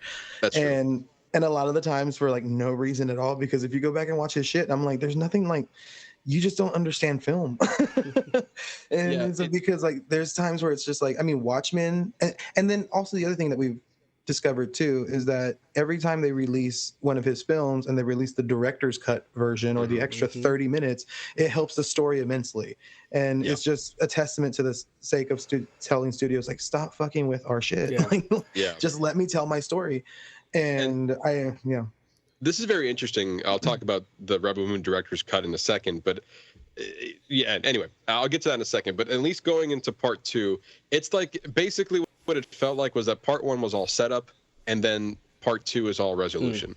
That's all it was. But the part, like, they spent the first hour of part 2 setting up for the war, and then the second half of this movie was the war. So like, there's no denying that Zack Snyder can direct good action. I was invested into the action once it started. I was like, okay, these are cool looking scenes to see in an action movie, and nothing over the top, but it just looks cool. And that's what I just want to see. Like, I'm entertained by this action. The first hour to that, I could care less about what was going on. Like, I do not care at all. Like, these characters are not appealing. I don't care about them, and I think that's the problem. Like, there's no investment into these characters. And then there's this one scene where it's like, this is the reason why I just want to get the group gets together and is like, I just want to let you know why I'm fighting. And then it goes into like this backstory. And I said, it's like, okay, all right. Okay. And then he's done telling his story. And then somebody else, so this is the reason why I'm fighting. It's like, oh, okay, who the fuck? Who's talking to you? Like, where'd you come from? Yeah. And then it's like, okay, all right. And then another 5 minutes go by. Well, this is the reason why. No, stop it. No, we don't care. This is 20 minutes too long of why we're fighting. What was the whole fucking point of the first movie? What are you doing? Stop it. Just get to the fight. If I was one of those characters, I'd be like, don't ask me. I don't. Yeah.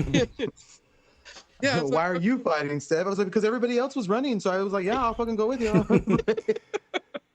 So it kind of went to that point where it's like, guys, I really don't care. And then the action happened, and then we're like, all right, like, sure. At the end of the day, we got an ending. Actually, no, we didn't. No, there was a cliffhanger actually, and I was like, wait, I thought this was a 2-part movie. Like, and then like the movie clearly ended as like, okay, this threat is over, but there's more. It's almost like we have to now take down the Emperor in this whole ordeal. Zack Snyder gets his Justice League again. The Justice League will show up in the next one. And I wrote down a quote from like, this is Zack Snyder on part 3. He said, they asked about part 3, and it's like, I don't think it will take too long because there are screenwriters. We already know exactly where the story goes. We got it all figured out. It's all whiteboarded out, and it's already and I've already probably written the first 20 pages of the third movie. So it wouldn't be a big deal if we get to it, but we'll see. I wouldn't say that it's easy, but we can get to it. What?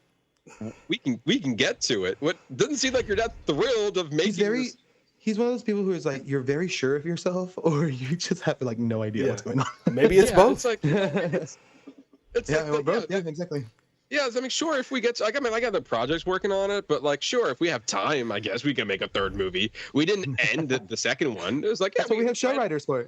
Yeah. It's like, whatever.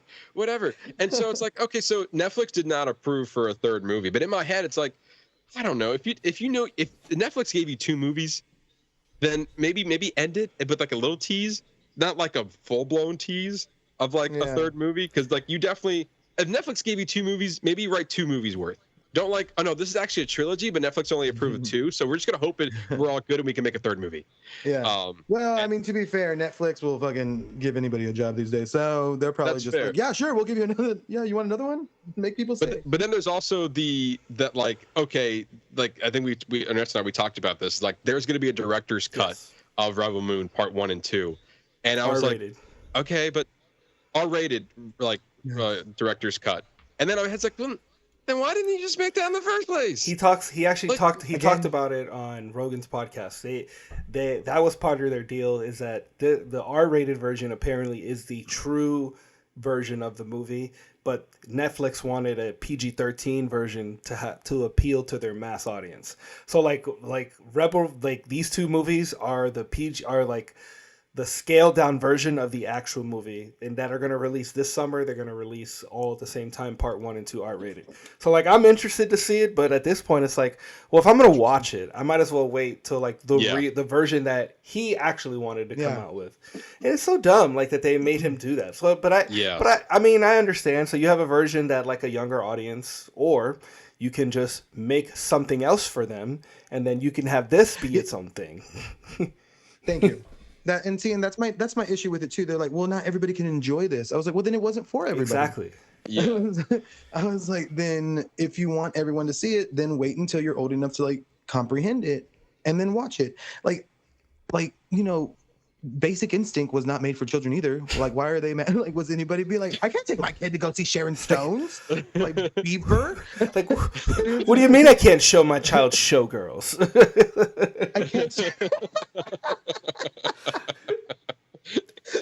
This is the part where, like, you're Netflix. Like, okay, these are movie studios who made a decision to make sure that you have a PG-13 movie out, and then later, like, this definitely feels forced. Like, Netflix could have easily let him make the movie he wanted to make it rated R, whatever, because it's not like Netflix doesn't have other rated R movies out there that has an immense amount of blood and whatever. So I honestly, I think this was all part of Netflix's plan to be like, Zack Snyder's a director's cut guy. He is, though. So it's like a thing he's known for. We're gonna we're gonna quote unquote make him. We're gonna force him to do a PG-13 movie, but we really know we're gonna get the true fans on the director's rated R cut. And it's like, or you could have just given it to him, because even then, like, to kind of go from that same aspect, it's like, we're going to give them what the fans always look for, is the director's cut. We're like, no, bitch, the reason that we're excited about the director's cut is because you never let him tell the story he wanted to. Just tell it in the first place. Like, just do it. And it's not like they haven't done it before. They did it with the Army of the Dead. Like, that was a full-on, like, even, I'm pretty sure Zack Snyder has said, this is my version of it, and in all of its glory. So, like, Netflix, you've done this before. What are you doing? Me personally, they're just double dipping. Absolutely. They just want people to come in, watch it, come in again, watch part 2. And then they're gonna, what? There's a director's cut? Oh, we got to watch that one now. And then, so that, you're absolutely right. And then Netflix is like, guess what? You can only watch Netflix on one TV now. Yeah, exactly. You all need an account. It's like, oh, yeah, I feel like that maybe if I knew the whole story ahead of time, that there was going to be a director's cut, blah, blah, blah, I might have held off on watching part 1 and 2. At this stage, I do not know if I want to watch them again. Like the movie was fine for what it was. I don't think it needs another 5 hours of my attention, because if there's going to be more, because both of these movies were 2 hours each. So, the director's cut's going to be longer. True. So it were probably at least a 2.5 hours around there. Think of Zack Snyder's Justice League. Yeah, exactly. And so, Zack Snyder's Justice League was special in its own right.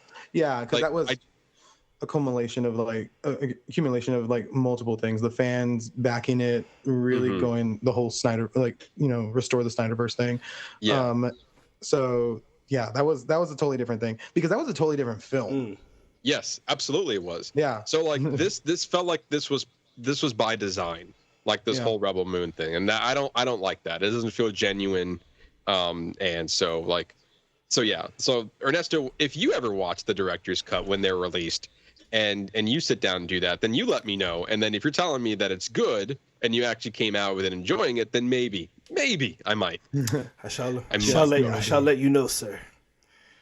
Thank you. But with that, that's all we've been watching. And because Estevan gave us a message, we're going to take a quick bathroom break before we dive into our spoiler review. And now, a word from our sponsor. He's got the bladder of a child. Now, please hold. Drink a whole bottle of water. We've been talking for like 3 hours. Hold on. All right, we'll be right back. So we're going to take a quick bathroom break and move right back. And we're Everybody back. peeing, Estevan, how was better. the bathroom? You got. Yeah, everyone feel better. I said we were eating a chicken earlier. You're good. You refueled. We just had to bring it out. We had to bring it on into here. We absolutely did. Yes, we did. Yeah, absolutely. It was good. Yeah, my chicken was good. It was delish. Well, I'm glad you enjoyed it. So that means you're going to be ready to go for our spoiler review of Abigail, the movie directed by the people who directed it. Well, I'd lost a page. There we go. Directed by the people who directed by. So professional here. Yeah, so professional. Directed by Matt Bettinelli-Olpin, I believe, and Tyler Gillett, who known as Radio Silence. And I was really interested in watching this movie because, as I said last week, this is the movie that took them away from the Scream franchise. They basically did Scream 5, Scream 6, and they said we're not doing Scream 7 because we're doing an untitled Universal monster movie. And this was the movie it is. And so now the question is, as we review, was it worth leaving the franchise for? And so, Estevan, we'll start with you. What were your thoughts on Abigail? I really had a good time with it. First of all, Alicia Weir, right? Is that her name? Yes. The little girl? Mm-hmm. Well, I 100% think that we all need to keep an eye out for Alicia because she did a great job. Because I mean, for a child actress to be able to pull off the title of the film and be the main it's the main character, but not really the main character because we were focusing on the ones that are in the house and stuff. But I was like, she held that shit on her own because she acted like a little girl and then was able to do that changeover of being a centuries-old vampire that was also a bitch. And I was just looking in her eye, the facial features and the acting from her eyes. I was like, dude, this girl's gonna do some cool shit going forward. So I was instantly impressed with her. That was the fun part. But I think totally as a whole, and it was funny because I guess I forgot that it was Radio Silence that did it because afterwards I went to the theater by myself and then Lucy was like, oh, you know how I am about scary movies. I was like, no, babe, it's you would have liked it. She goes, yeah. I was like, it was like Scream and Ready or Not. And then I was like, who did it? And I looked at it. That's why. Oh, that makes sense. And the people who did Scream and Ready or Not. I was like, oh. Okay. I was like, yeah, that makes sense. And she's like, oh, well, that sounds so. I was like, yeah. I go because there really wasn't any jump scares, and at all, right? No. And because even the ones whenever she would jump out and the first and Angus, oh bless, he died. He passed away sometime last year. Last year, yeah, I think so. Suicide, I think, and some poor Angus. But yeah, so that when he was the first victim for that, it was in the shadows and they were doing the whole normal and there was no jump scares. So but it was still fun. And it's still, I was like, all right, cool. I do think it started a little slow, but at the same time it started off pretty quickly, if that makes sense. Cause we got right into it, but then it was 30, maybe 40 minutes of the whole bonding / the people don't learn each other's names. And it's okay, well, I'm going to give you a fake name. It's well, what do you do? And then doing that whole thing. So I was I thought we were trying to not give information. And then every time they say, hey, no personal information. And 2 seconds later, this one time, my son. You were a cop, weren't you? Okay. I was like, you are a horrible spy. Y'all can't keep no secrets. Yeah. And so that was a lot of fun. I think they did a really good job with the casting of everybody in this film because it was so different. It wasn't let's put together a pretty cast. I mean, not that they're not pretty, they're all gorgeous, but I meant let's put together this very eye candy cast or whatever, or let's do all this one age range of of people. And it was a very diverse group, and it worked, and I really appreciated how they really like vibed off of each other. You can tell like within the acting as well. Because what was the big guy's name? He was Peter. And then because him and then the other one, the one from what is it? What was she? Freaky, right? She did the Freaky movie. Oh yes, Catherine Newton. Catherine Newton. Yes. She played Sammy. Okay, yes. So Sammy and what's his face, like that was like a good vibe, and I liked it. And Melissa Barrera's character too, it was a cool way to see how it was like she's not really a bitch, but she had that whole like, you know, persona. And then the other guy who's the asshole, they were able to like, it was never like, you know, you see those films where like, you know, the two people that are at each other's throats or like they don't like each other, and then it's like we have to team up together, and then you have this huge moment where it's like, let's shake hands and do this thing. And then like with the two of them, it was very much like, listen, I think you're an asshole. She's like, you know, he's like, I think you're a bitch. And he's like, but you need to survive. So, and then it just like, so it didn't take up any more of like the plot line or anything. Yeah. It helped it because obviously whenever he turned, he was like, all right, now I'm gonna fuck you up. And so I think they did a really good job with that. They what was the other part? There was a part where she, the ballet. That's what it was. With the whole ballet portion and the whole ballerina aspect of this, I love that they didn't go like too like campy. Like it could have been like a you're right. vampire ballerina, and that could have been a whole thing. Like, you know what I mean? And it genuinely like it fit, it worked, it used, you know, using those movements for music wise, using those movements for her to do her like actual ballet, and then utilizing it in the air, and you know, and doing all these different things. I was like, it really like it was, I feel like beautifully like choreographed as a film, which I'm not surprised about, because if you watch like their screams and then watch Ready or Not, like those films literally feel like a dance. And it's weird because if you watch like Wes's screams, it's like a chaotic, it's like I don't know, it's like organized chaos in a sense, and everybody's running around. But like with Radio Silences, everything felt like choreographed. It felt like a dance, and it's like, this is what we're gonna do next, and we're gonna move into like, you know, this scene, and then Ghostface is out. This is what would happen. It's like, great, you now have a shotgun and you're in a wedding dress. What is the next movement of how you would like take the dress off, or like do we have a whole moment? So I think they do a really good job with choreographing film, and I really do appreciate, because that's the thing with like vampire films. It's like vampire and werewolves. We get it. They either sparkle, they have abs, or like, you know. And then I like the idea of doing like almost like a Wes Craven make fun of ourselves type thing, because they played off of the tropes of vampires, where it was like, okay, cool. Is the steak a thing? Is the sunlight a thing? Is garlic a thing?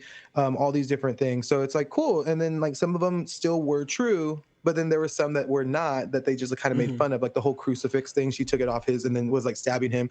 And then having, you know, the garlic, and she like sniffing it and then like throwing it away. But then it's like, sunlight still does kill you. Or it's a steak in the heart. I like that moment that we got as a reveal, because then like she gets that little bit of sunlight, and it's not like it, you know, usually it like starts to burn her skin. It was like, boom, your skin explodes. Like like an instant. Yeah, I do agree with you with that scene, because they did a really good job making fun of it, but also in a way subverting your expectations, because within that scene you're like, okay, this is a different kind of vampire. All the normal tropes doesn't affect her, but then, oh, wait a minute, yes, it does. It's just not all of them. Which was then when we hit the sun, when we hit the sunlight, it was a nice surprise in that moment. It really was a very effective moment, because not only did we learn that sunlight can kill her, but it's very explosive on them as well. So, but like, also we learned that sunlight explodes certain body parts that are exposed to sunlight, and not so much now that, you know, in the past you get an ounce of sunlight and the vampire was gone. She got an ounce of sunlight on her hand, and the hand was like exploded. Also, good 10 points to Gryffindor, because good use of your blood budget, because that they went all out for some of those explosions. I was like, ugh, that's gross. But I think that was really cool. And one of the other ones that I really appreciated was the mind control thing, because the mind control thing is something that I feel like is never either done or it's not done really well when it comes to vampires. And this one it didn't explain itself. It just did it. And then was like, I'm not going to be somebody else's puppet. And then they brought up the whole puppet, example again towards the end. He's like, now you're going to be my puppet. So I was like, cool. Like you did the whole, mind control thing. And then that worked really well. And I thought that did a good job, because whenever what's her face turned, Sammy, when she turned and then she ended up getting like, she was the one that was like controlling her. I was like, that's done really fucking cool. Like seeing her dance on her little stage in her room and then seeing Sammy do the exact same thing as she's smoking. Cause like, some of that light was peeking in. Brilliant. I'm going to love that. That was great, man. Yeah, but also toward the end of it, where Dan Stevens, who was playing Frank, was trying to control Joey, played by Melissa Barrera. It was in that moment where Abigail was like, "You can't control her." That took years of like practice or experience to get to that point where you can start control people. So that was a good reveal. She straight up was like, try again. Damn it. No, you think you can do that? He's like, sure, Jan. So they definitely did a good job of playing with your expectations of what we think vampires should be in a way they should be acting, but then also like, no, you were right, kind of. It's almost like, you were correct to think that way, kind of, sort of. So yeah, that was kind of like the fun thing that we were talking about. But Ernesto, I liked it. I thought it was really good. I do wish that the reveal of her becoming like of Abby and Abigail, of like that difference of between the sweet little girl and the vampire version of her, I'd wish it happened sooner and we had gotten maybe less time of them doing the, hey, who are you? Hey, who are you? Hey, let's figure each other out. Like if we had gotten less of that and if more of her just fucking with him throughout the movie, because it did that part felt a little rushed, where we're going through like, and then she's just like playing with them the whole way through, stabbing them with a crucifix and then letting them get away, or when she's locked in the cage and he's talking about letting her out. Oh, please let me out. Please let me out. And then she just like football, like boom, like just launches the door on top of him. It's like, oh yeah. Yeah, exactly. But like having that whole moment, like I wish if we have gotten more of those moments, it would have been a little bit stronger. But I think overall, the time of her messing with him, I thought that was done really well. I mean, I was fine. I thought Dan Stevens is a great addition. I think he's kind of being like, he fits into that side character role very well, like he did in Godzilla X Kong, very similar. He kind of took over as the antagonist in this movie as well. But yeah, I think what I really would have loved, I think in the end, and this may be a hot take, but I think Melissa Barrera should have died at the end of the movie. Because if this is supposed to be really? The setup to the Universal Monsters universe. So the whole point of that is to say that monsters are taking over and they're ruling. But then you literally have this movie where you set up where Abigail has this human side of her. Like at the end, how much of a reveal would have been like, oh, I wasn't actually gonna let you leave. Like I'm gonna, like me and my father are gonna feast on you because now the monsters like we're taking over. I don't know. I felt like it would have been more of like a darker monsters universe ending instead of like the happier, like predictable ending. Unless they want to set up a specific second one and then she has to go back and kill her. I don't know. I kind of wanted her to. That's how I kind of want to end. Let me offer my. Yeah, like my. I thought the same, but then as I was like leaving the film, I was thinking about it. I was like, or is Melissa Barrera about to be the Nick Fury of the monster universe? And is she gonna be like, is Abigail, since like she knows like, hey, she knows who the father is now, and the power that Abigail has too. Abigail and her father being like, we need you to go check on this like wolf guy for us or something, or like assemble go check on, assemble the monster Avengers, assemble the darkness. I don't know. I mean, obviously this is speculative because we don't know if this is the start of anything. Oh, I thought it was. And like, I I don't think it is. I think as of right now, it's a standalone, but it could turn into something. I'm not putting it past Universal to do that. But I don't believe that this is part of the launch of a franchise.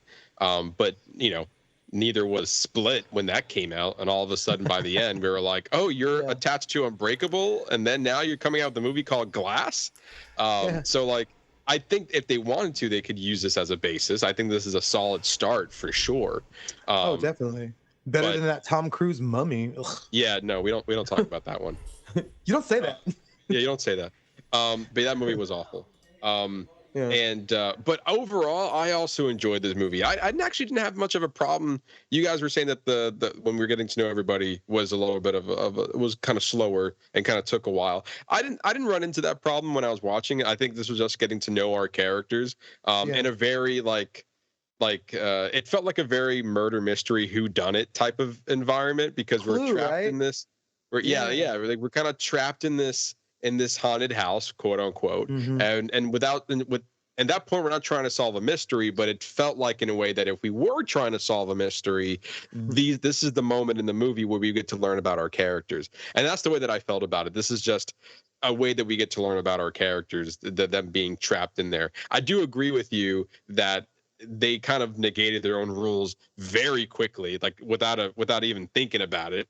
Juan Carlos Esposito was like, "Don't use real names. You guys are gonna be stuck here." Like literally, if they just stayed where they were, I'm actually quite curious if they just didn't fuck up the entire thing. If like how that would have played out. It's almost like she still would have just killed them all because she could get out of everything. That's true. That's very true. Yeah. But I was, just the way that the movie played out, I was like, I wonder if they're actually smart about it than if they actually just like went their separate ways in the living room and like just separated in the house. Joey will still come and check in and be nice and whatever. But then again, but to your point, you're probably she was probably gonna go around and kill everybody anyway. I bet this version was probably a little bit more fun for her. But also shout out to Juan Carlos Esposito, who had a pretty good role in the movie. I didn't expect him to be a vampire. I think I expected him to come back in a certain way. And instead of just being like he is the not the leader, the kind of facilitating all of this stuff, but in actuality he's like the henchman for the vampires. And well, he is one himself. So I don't think I was expecting that turn to be in there. But I was fully expecting Dan Stevens to be a vampire, and like him to turn on her immediately. But yeah, I 100% would agree with you, Estevan, that Alicia Weir, who plays Abigail, fantastic, she was the standout in that movie. For sure. And I looked her up. I was like, I feel like she looks familiar. And what a complete 180. On Netflix and this came out at the Christmas of 2022. She starred as Matilda in Matilda the musical. She was the lead. She did? That was her? That was her, yeah. So she played she's gonna do great things. Oh, yeah. And so like you come from that, and then all of a sudden your next movie is a complete 180. You go from here's this children's musical to be like, I'm a fucking vampire. And like the way that she was able to play very innocent and then on a dime, like switched it up. And to your point, you see it in her face when it's like, please help me. She's like, all right, cut the bullshit. And I liked how they were all connected in a way. Like it wasn't like we're just bringing these random people together on a heist mission to go steal this child. Very Jigsaw. Yeah. Yes, it did feel very Jigsaw. I was like, you're all here for a reason. Yeah. You want to play a game? Survive. I'm like, I don't actually. I'm good. Thank you. Yeah, I'm good. No games here. No games. No games. Thank you. Don't sign me up for cardio. Thank you. Yeah. But I think like once that turn happened, she made the movie for me because now like. I'm following her no matter what. Like if everyone dies, she's still the best thing out of this movie. And then even for Melissa Barrera, I felt like I enjoyed her a lot more in this movie than I have in the Scream franchise. I feel like she was able to take charge more. Her character was more. I was more invested into her character. And Scream, it was more about the franchise as a whole. Like I'm not really thinking of her as like as a character because you're more focused on who I feel like with Scream it's more like the who done it, like, and then like you're invested into some of the story, but the main thing is like, well, who's behind the mask this time? Whereas with Abigail, I think she was able to grow within the character they set up for her, and I'm not really thinking about anything else in that moment aside from eventually is like, well, if they're gonna get out or not.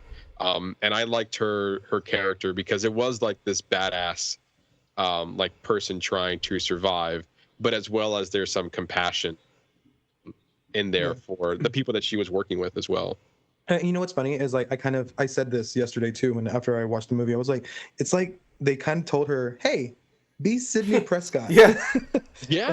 and I was like, oh yeah, right. So I was like, Sidney Prescott with eyeliner. I did like Catherine Newton in this role as well. I feel like she's becoming her own horror icon herself. I feel like the roles that she's been picking, I mean, hell, the last couple have been she was in Lisa Frankenstein, which is a movie I did not see. It didn't look good in my opinion. It's on Peacock now if anyone wants to watch it. And then she did Freaky as well. And so like between Freaky and Lisa Frankenstein and now Abigail, those are very like horror centric roles that she's doing. But also she was in Ant-Man and the Wasp: Quantumania, and then she was also in Pokemon Detective Pikachu. So like she has good range of being a very likable character. She wasn't my favorite in this one. Like she like I liked her. I thought she did fine in it, and she definitely is moving toward the horror genre. But I think I've seen her better portrayed in other movies. I feel like they definitely played her as like she's kind of not she was like a nonchalant, like I'm the tech person, but when you don't have any tech to go off of, then what do you do? There were quite a bit of scenes in this movie that I liked. One of them was actually featuring a scene with her, and she like Dan Stevens kind of went in and was like, okay, we have to grab onions. I'm sorry, not onions. We have to grab garlic and steak. You have to grab garlic and steak and everything. And she comes back and she's like, got the garlic. And then without missing a beat, Dan Stevens goes, those are fucking onions. And so you can just... And it was like in the middle of a sentence too. He was like talking. He's like, "Those are fucking onions." Yeah, dude, I loved it. She's like, "Oh, okay." Oh, okay, yeah. I felt like that in a place where I wasn't expecting comedy. To me like just came out of nowhere, and it landed so well in there. The other scene where I thought was hilarious, where they were trying to get her like. They were trying to like get down Abigail, and she was like fucking with them the entire time, and they're trying to like hit her with the syringe to kind of make her go to sleep. And then eventually Melissa Barrera gets the syringe and then stabs it into her. And then the first thing that Abigail yells was like, "You fucking bitch!" And to me, I died laughing. I don't think anyone else laughed in the theater, but like that's such like a knee-jerk reaction. It's like, oh my god, you stabbed me, fuck. You bitch. I think hence why it works so well, because I caught that too, where I was just like, that's like a genuine, like, what would you do if somebody stabbed you with a syringe? I'd be like, you fucking hoe, what's wrong with you? And she was like, I'm trying to be nice. Like that's the reaction that I was getting. It's like, I'm trying to be nice to you guys. I'm not going to kill you immediately. I'm just trying to have some fun. I gotta play with you for a little. I like to play with my food. Yeah.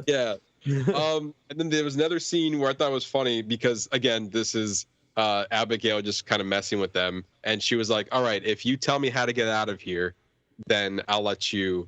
If I tell you how to get out of here, then you can open the cage for me." And then eventually Dan Stevens gives in, and she was like, "You have to pull on the book that says then they were none." Then there were none. Yeah. Then there were none, and then the movie built up that scene where he's like, they're in the library and he's shifting through and he's like, and then they were none, and then just pulls the book off the shelf. I love it. Everybody's like, and then I love everybody going, "You all right?" And that was genuine too. They're like, "You all right?" Yeah. You're going through. You're good. What are you doing? And then he didn't even explain it either. And then it was just like, there were none. Yeah. He's like, what the fuck? Damn it. Yeah. what's going on here? I thought that was pretty good. Like the comedy felt right. I thought it really landed in the movie. And then it was even funnier when there was actually a secret hallway down there. It's like, oh, it's bitch. If it was, she purposely didn't tell me the right book. It was. It was in the Ides of March. Damn it. But yeah, what do you think of more like? Do you think the comedy landed in the movie? Do you think it was more successful as a horror? Like where do you think it was a good balance of both? It's a good balance of both because I mean, like you're talking about radio silence who know already, like not elevated horror, like thriller horror, like the Wes Craven genre. I mean, honestly, I'm fully on board if we want to just call it Wes horror, because Wes Craven kind of was the master of horror in those aspects. So they have that same vibe, and just like Wes, he knows how to land a joke. I'll be right back, and and all these these subtle things that are funny. And that also help the story move along, but then also gives you something to kind of be like Ghostface shouldn't be that clumsy. Yeah, you know what I mean. But yeah, and then so it's like, yeah, I think it works really well because if they would have added any more humor, it would have been too much. And if they wouldn't have done as much humor as they did, then I probably would not have been as excited about the film, because then I would have been like, you had an hour 40 minutes to do stuff and you literally just were in tense mode the entire time. And it's it probably wouldn't have landed the same way. But no, I think it really works, and being able to see them kind of, and like I said, I came back, I was like, yeah, babe, you would have liked it. It was basically like Scream and Ready or Not. Yeah. And then oh yeah, well there you go. That makes sense. Because it was. Because it was. Because it's but then also yes, to and then I think they did a good job with when her dad shows up. They we heard about her dad, but we never saw him till the literal very end, and that was also done very well, because then as most things and most movies have done before, you could have easily shifted everything and been like, hey, we're gonna focus on this guy, or we're gonna give him a lot to say, and or overdo it for these last 5 minutes. And he was just it was very minimalist when it came to his dialogue. But my favorite part was the fact that it's who are you? He's like, I've gone by many names. And for throughout the centuries. So I was like, cool. So technically, if this was kicking off the monster universe, there is Dracula there, because you already left it open in the sense of saying, I've gone by many names throughout the years. And that's well, here you go, here's the first edition of our monster movie, and then you can go off that. Because who was it that played Dracula, or her dad? Because he's his name is Matthew Good. Matthew Good. I'm not familiar. Apparently he played Adrian Bett in The Watchmen. Okay. Yes, that's what it was. So I was like, yeah, that that made sense to me. And they did a good job in introducing the dad, who is basically Dracula or Nosferatu or whoever he goes by. What was his name in Blade? I don't remember. I don't remember his name in Blade. I forgot.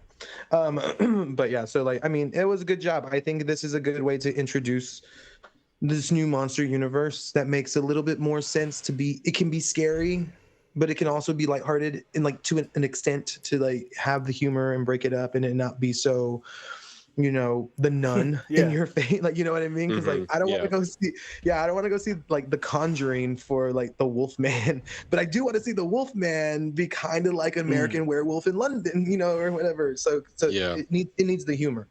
But yeah, I think this. Yeah, I was surprised at how much I liked it. Yeah. I think I enjoyed it. I think I enjoyed it as much as I thought I was going to enjoy it, because I'm, obviously I'm familiar with their work. I enjoy their previous movies, so this just makes sense. I just looked up Matthew Good. It's I feel like I've seen him in somewhere else. Have you ever seen the show The Offer? That's on Paramount Plus. He played Robert Evans, and I was like, oh my god, yeah, what a complete 180. He was fantastic in that show. He played one of the producers, and so great job. And so now seeing that, I was like, okay, yeah, no, I think he could be a good Dracula if they decide to move forward with it. But in this movie, I believe they never called him Dracula. It was just the father. or like Czar, they just knew of this whatever it is. entity that Yeah. you know, the Czar. Yeah. But yeah, I also like that they, to your point, like you mentioned, they put the focus on our title character Abigail. Now, it wasn't at any moment where Dracula came in and was like, "This is my movie now." It was more along the lines of like it was almost surprising if they didn't. It felt like, oh, we have to bring him in, type of deal. Like he is a presence, just to give you the credibility type thing. Yes, yeah. It's like, oh, here's father, and then it's like dun dun dun, and then so like you have that moment where it's like, oh shit, now. And then to your point, who knew what was going to happen to Melissa Barrera at that point? Like they could have teamed up together and killed her, or they could have, she had the happier ending and was able to go off. For all we know, she's Van Helsing at this point. So yeah, like seriously, right? we have no idea. Also, let's get that movie back. Just saying, that movie still slaps. Still great. Oh yeah. Hugh Jackman? Yeah. Great movie. Yeah. Absolutely. I don't. If anybody ever speaks ill of it, I'm like, shut your mouth. You don't even know film. You don't know film. You don't even go here. Oh, okay. Here's hot take. Right, ready? Yeah. Van Helsing crosses over. So Hugh Jackman Van Helsing crossover with Brendan Fraser's The Mummy. Listen, I would pay Make money. it all happen. my money. Right? Make it happen. I didn't even know that, like, and I'm such a Mummy fan, like, love them. But, like, they're celebrating 25 years and it's back in theaters. I was like, I literally went to go see Abigail, and I was just like, I walked out and I saw the poster. I was like, the fuck? The Mummy's playing today? I was like, oh, it's the Mummy? Tell me. I know. Tell me this shit. I should have been I was notified. like, damn it. So I was like, I should have been notified. I'm a president. Thank you. Somebody bring me the news. Yeah, we know, Estevan. We know. So I just looked it up because I'm pretty sure I was right on this. The same director who did The Mummy and The Mummy Returns did Van Helsing, Stephen Sommers. So it's easy right there. Exactly. No wonder why we love these movies. Same guy. Absolutely. So while you're searching something, Andrew Garfield's doing the new Frankenstein movie, right? Mm-hmm. Yes, he is. Who's directing that? With is it a pretty stacked cast too in that one? I think. Yeah, right? take a guess. I know this answer. I don't have to look it up. Take a guess. Is it Christopher Nolan? It's not Christopher Nolan. It is a popular director though. One more. You got one more. Known for creating original monsters. Original monsters. John Krasinski? I don't know. It's a good answer though. No, Guillermo del Toro. Oh. Okay. Yeah, I'm pretty sure it's. I don't see it on his coming soon. I'm still a little salty that we never got Guillermo's version of the Haunted Mansion, because I would. Oh yeah. I would have loved that. But yes, I believe he's doing it with Oscar Isaac and Maya Goth. That's it. Yeah. Yes, and we don't know who's playing the Frankenstein or the monster. Sorry, we don't know who's playing. Yeah, Frankenstein or the monster. But yeah, Guillermo del Toro. Oh, interesting. I don't think we knew this. Andrew Garfield is no longer attached to the project. Heard it here first. What? I'm looking it up. I don't see his name on the list anymore. I see other people, but he's been replaced with Jacob. Elordi? Who? Jacob Elordi. Yeah, Elordi. How dare they? Sure. And actually, well, I guess I have not been updated to this because Oscar Isaac is playing Victor's Frankenstein and Jacob Elordi is playing the monster. Because he's tall as fuck. Makes sense. So, that makes sense. Because if it was Andrew Garfield's like, I'm not that tall. yeah, he's like, no, never mind. They're like, we don't have to put Jacob on platforms. He's just gonna walk in. Oh god. So there you go. You heard it here first. No longer part of it, but yes, it is Guillermo del Toro. I'm not gonna lie, Jacob Elordi would blend really well into like the look and style of like Abigail and the people that are in this this cast. Yeah, yes, I agree with that. Yeah. And I believe it's Universal because they own the Universal Monsters. So of course they do. Yes. They're never gonna give that up. Absolutely not. Just like Sony, they're never going to give up Spider-Man. They're going to hold on as long as they can. We'll make as many shitty movies if we have Eventually to. We'll get it right. I will turn this car around. That's what Sony says every time. Quickly, I do want to talk about the box office as we typically do. Abigail had a budget of $28 million, pretty low, and I think it's standard for Radio Silence to make a pretty good movie under a low budget. That being said, for them, it's not doing that hot in the box office, which is somewhat unfortunate. It opened at number 2 in the opening weeks, making $10 million in its opening weekend. Yeah, $10.2 million in its opening weekend, and then right now, at the time of this recording, I believe it's not updating yet. Today's Sunday, so they typically update the numbers on Sunday. But at least as of what we're seeing now, 15 million domestically, 4.8 internationally, 19.8 worldwide. I do know that because I read the article, so the numbers aren't updated, but they made an additional 5.2 million this weekend domestically. Don't know about internationally. So therefore, it's at least at 20 million now domestically, and and its second week it got number 5, so it's out. So it went from 2 to 5. So like, not a lot of people are going to go watch this, but under a low budget, still justifiables. But so I guess it's kind of under the same vein of, you know, numbers wise, but you know, it's not too bad. And I mean, typically horrors tend to not really, so. Dude, it looks like they're gonna at least make back their money if they made another 5 million. At least break even on this movie for sure. You know, if that's a good sign or not. I know they were making a lot more when it came to Scream. I don't know if Universal was looking to make a huge profit of it since they, you know, done Scream, or maybe they're prepping them for a bigger movie. I'm not entirely sure, but as far as it overall, and kind of as your final thoughts, do you think this was a good movie to do rather than do Scream 7? And Estevan, we'll start with you, as well as your final thoughts on the movie. Interesting. That's a good question. That's a good question because, you know, I'm a Scream fan. Yeah, I think this was a good move for them. Just because I think, in as much as I would love to see where they would have gone with Scream 7, I think Scream 7 is where it needs to be at the moment, with, you know, and now being Kevin Williamson, who's written the original and is now going to direct for the first time, and then bringing back, you know, Neve Campbell. I think that needed to happen. Because with them, I think it still would have been the whole Jenna Ortega. I still feel like we need closure from that storyline. But also, this is a good way to be like, all right, guys, like, this is kind of like, it's going back to their roots a little bit, it feels, because like when they did Scream, you know, the way that Wes would do it, but also put their own little spin on it. Right. And then you had like Ready or Not, which was like brilliant. And it was like, cool, like, you know what, let's do both of them. And they're like, and Universal said, yeah, go for it. And they're like, let's do it. And then kind of like just dipped from Scream. But yeah, I think it was a good choice to do. I will say, I think, you know, especially with horrors and with the box office, it has a few more weeks in there. I feel like you might get a little hype, so you might get a little bit more box office there. But then now, a lot of the times too, it's like, how's it do when it streams, or how does it do whenever we release it on demand?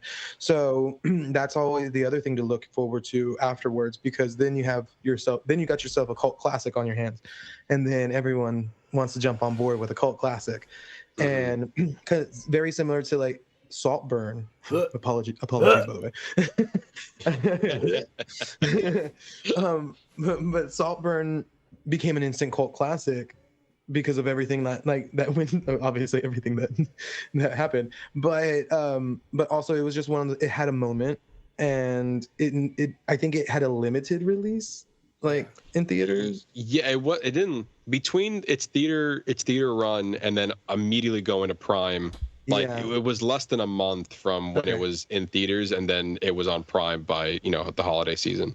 God, yes, okay, that's right. Because I was like, I didn't remember it going to theaters, or I remember whatever, but then that just completely took off, like, you know, and everything, they got all their views. So I think similar things might happen with Abigail in those aspects of things, because also I always go back to the idea of it's horror.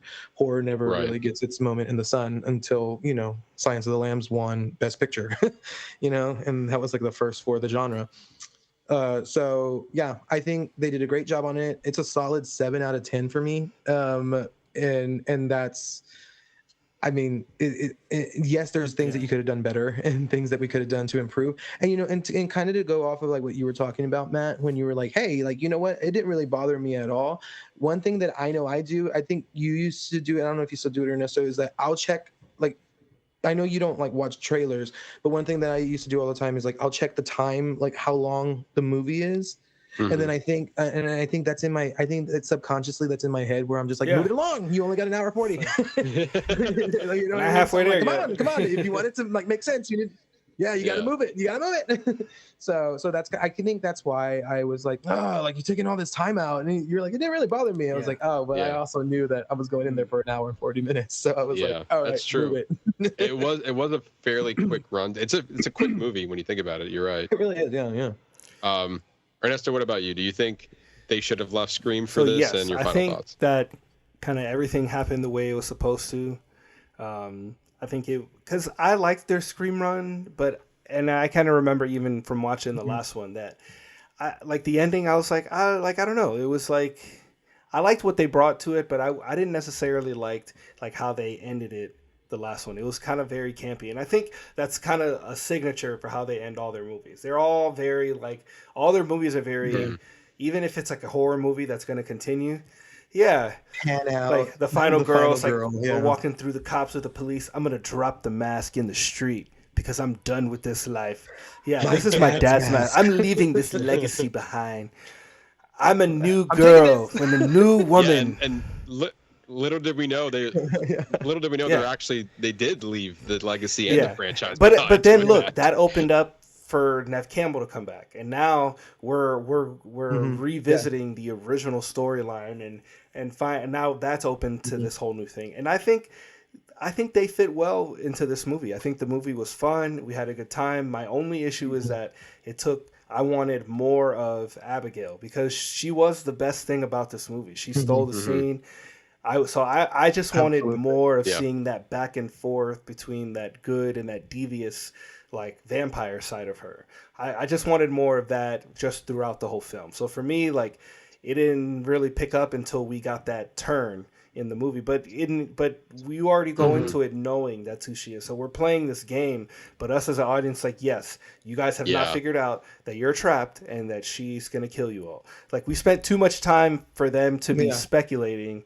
And then it's almost like the audience is like when are they gonna figure it out? Like, hey, like we need to hurry. Like this plot line needs to hurry along. It's not as much as a reveal if you reveal it in the trailer. Now, if it had not been in the trailer at all, like I would have, and they had buried the lead at all, like never, like completely changed the poster, like make the poster be something else, and then once the movie's been out for a while, then you reveal then you really reveal everything. I feel like if they had played that in the marketing, like maybe the movie would have done better, because while we're in that waiting period, you're anticipating it. Like you don't know that it's coming. You don't know that it's coming until it happens. It's like you revealed the best part of the movie until you took away that experience. Because in some movies, like that is the experience where like you're waiting to reveal, and then the next time you watch it is seeing if you can pick up in the beginning where the reveal was, because then you're connecting it to not knowing. Yeah, like no, exactly. Like that movie can, like a lot of that movie is about the reveal. You don't get it until the very end, but you can now go back and rewatch it to see if you can pick up beforehand. But if they had given that away in the trailer, like the movie, but if they had given that away in the trailer, then the movie wouldn't hit as hard as it does. Yeah. Well, kind of going off your point, I do think that her being a vampire needed to be in the trailer, because that's your hook. But I will agree with you where that then, and if we as the audience know that she's a vampire, then that needs to happen within the first 20 minutes instead of it being the first 40 minutes. Because I didn't even really think about it till you said it, but I too was in the theater being like, okay, well, we know she's not innocent. And then it's like, who's committing these murders? Yeah. We know who it is. Like we know that already. So like as an audience, we are just waiting for that moment. So it wasn't really a twist for us as it was for the characters in there. Yeah. I think more of the twist for me was seeing her performance turn and how good it was for her to be portraying both roles that way so good. So yeah, that for me, that's where that was. But yeah, to your point, like they should have picked up the pace a little bit, because if your marketing is that she is a vampire, then we need the audience and the characters already need to be up to speed, rather than sometimes you spend the first hour of a movie being like, yeah, we know that this is going to happen. That was in the trailer, so let's not bury the lead on it, because we're spending a lot of time here. Or kind of going back to the Scream franchise, whereas like we know it's a whodunit. As long as the trailer doesn't tell you who did it, then you can pretty much put anything you want in the trailer. But what's your rating, Ernesto? 3.5. 3.5 out of 5. 3.5, which is basically your Estevan 7. That adds up. Yeah. Sorry, because we put our ratings on Letterboxd, and Letterboxd goes plus 5. Oh, well then same 3.5. That's half. That is half. That is half. Yeah, I think overall, I think this was an interesting move for Radio Silence to leave the Scream franchise than do Abigail. I feel like as a career, this is probably a better move, because now you have another film under your belt instead of being known for the Scream guys. And so I think as a career-wise, I think this is a smart move. Me personally, I would have loved to see them finish out like the trio of Scream movies, because it definitely, like if their story ended at Scream 6, then it's like, okay, well then they can move on. But it's clear that it didn't. And so like having that kind of unresolved, and then now we're not even going to see the characters that they introduced even in this anymore, and now we're kind of in limbo of like, where are we going to go? Are we getting more of like a continuation? Yeah, exactly. It's like, I guess no more, I guess at that. Hey. Because I don't think we're gonna. I definitely feel like we're gonna go in a different direction, and I don't think the core 4, because 2 out of your 4 is gone, and it would be weird to bring back 2, the dynamic duo, and rather than the core 4. So I think they're probably gonna abandon that and just start fresh. And so like it kind of sucks as a viewer, we kind of got introduced to this whole new story, and then it doesn't feel like we're gonna see it through. Or as Scream fashion, we might have them start the movie and then immediately die, and then kick off their new storyline from there. So I think personally, I would like to see what they developed kind of get a definitive ending before they moved on. But career-wise, I do think that this is a better move for them, because now it just showcases a little bit more of their range. This definitely felt like more of a Ready or Not storyline, what they've already done before, but they just know that they can continue to do it well. So I'm really interested to see what their next movie is, how they continue to kind of give us fun movies within the horror franchise. It's not like Estevan, you were saying earlier, Nun, or like these straight up horror movies that has zero levity to it. This is the horror that I like. I like my horror that's good in story.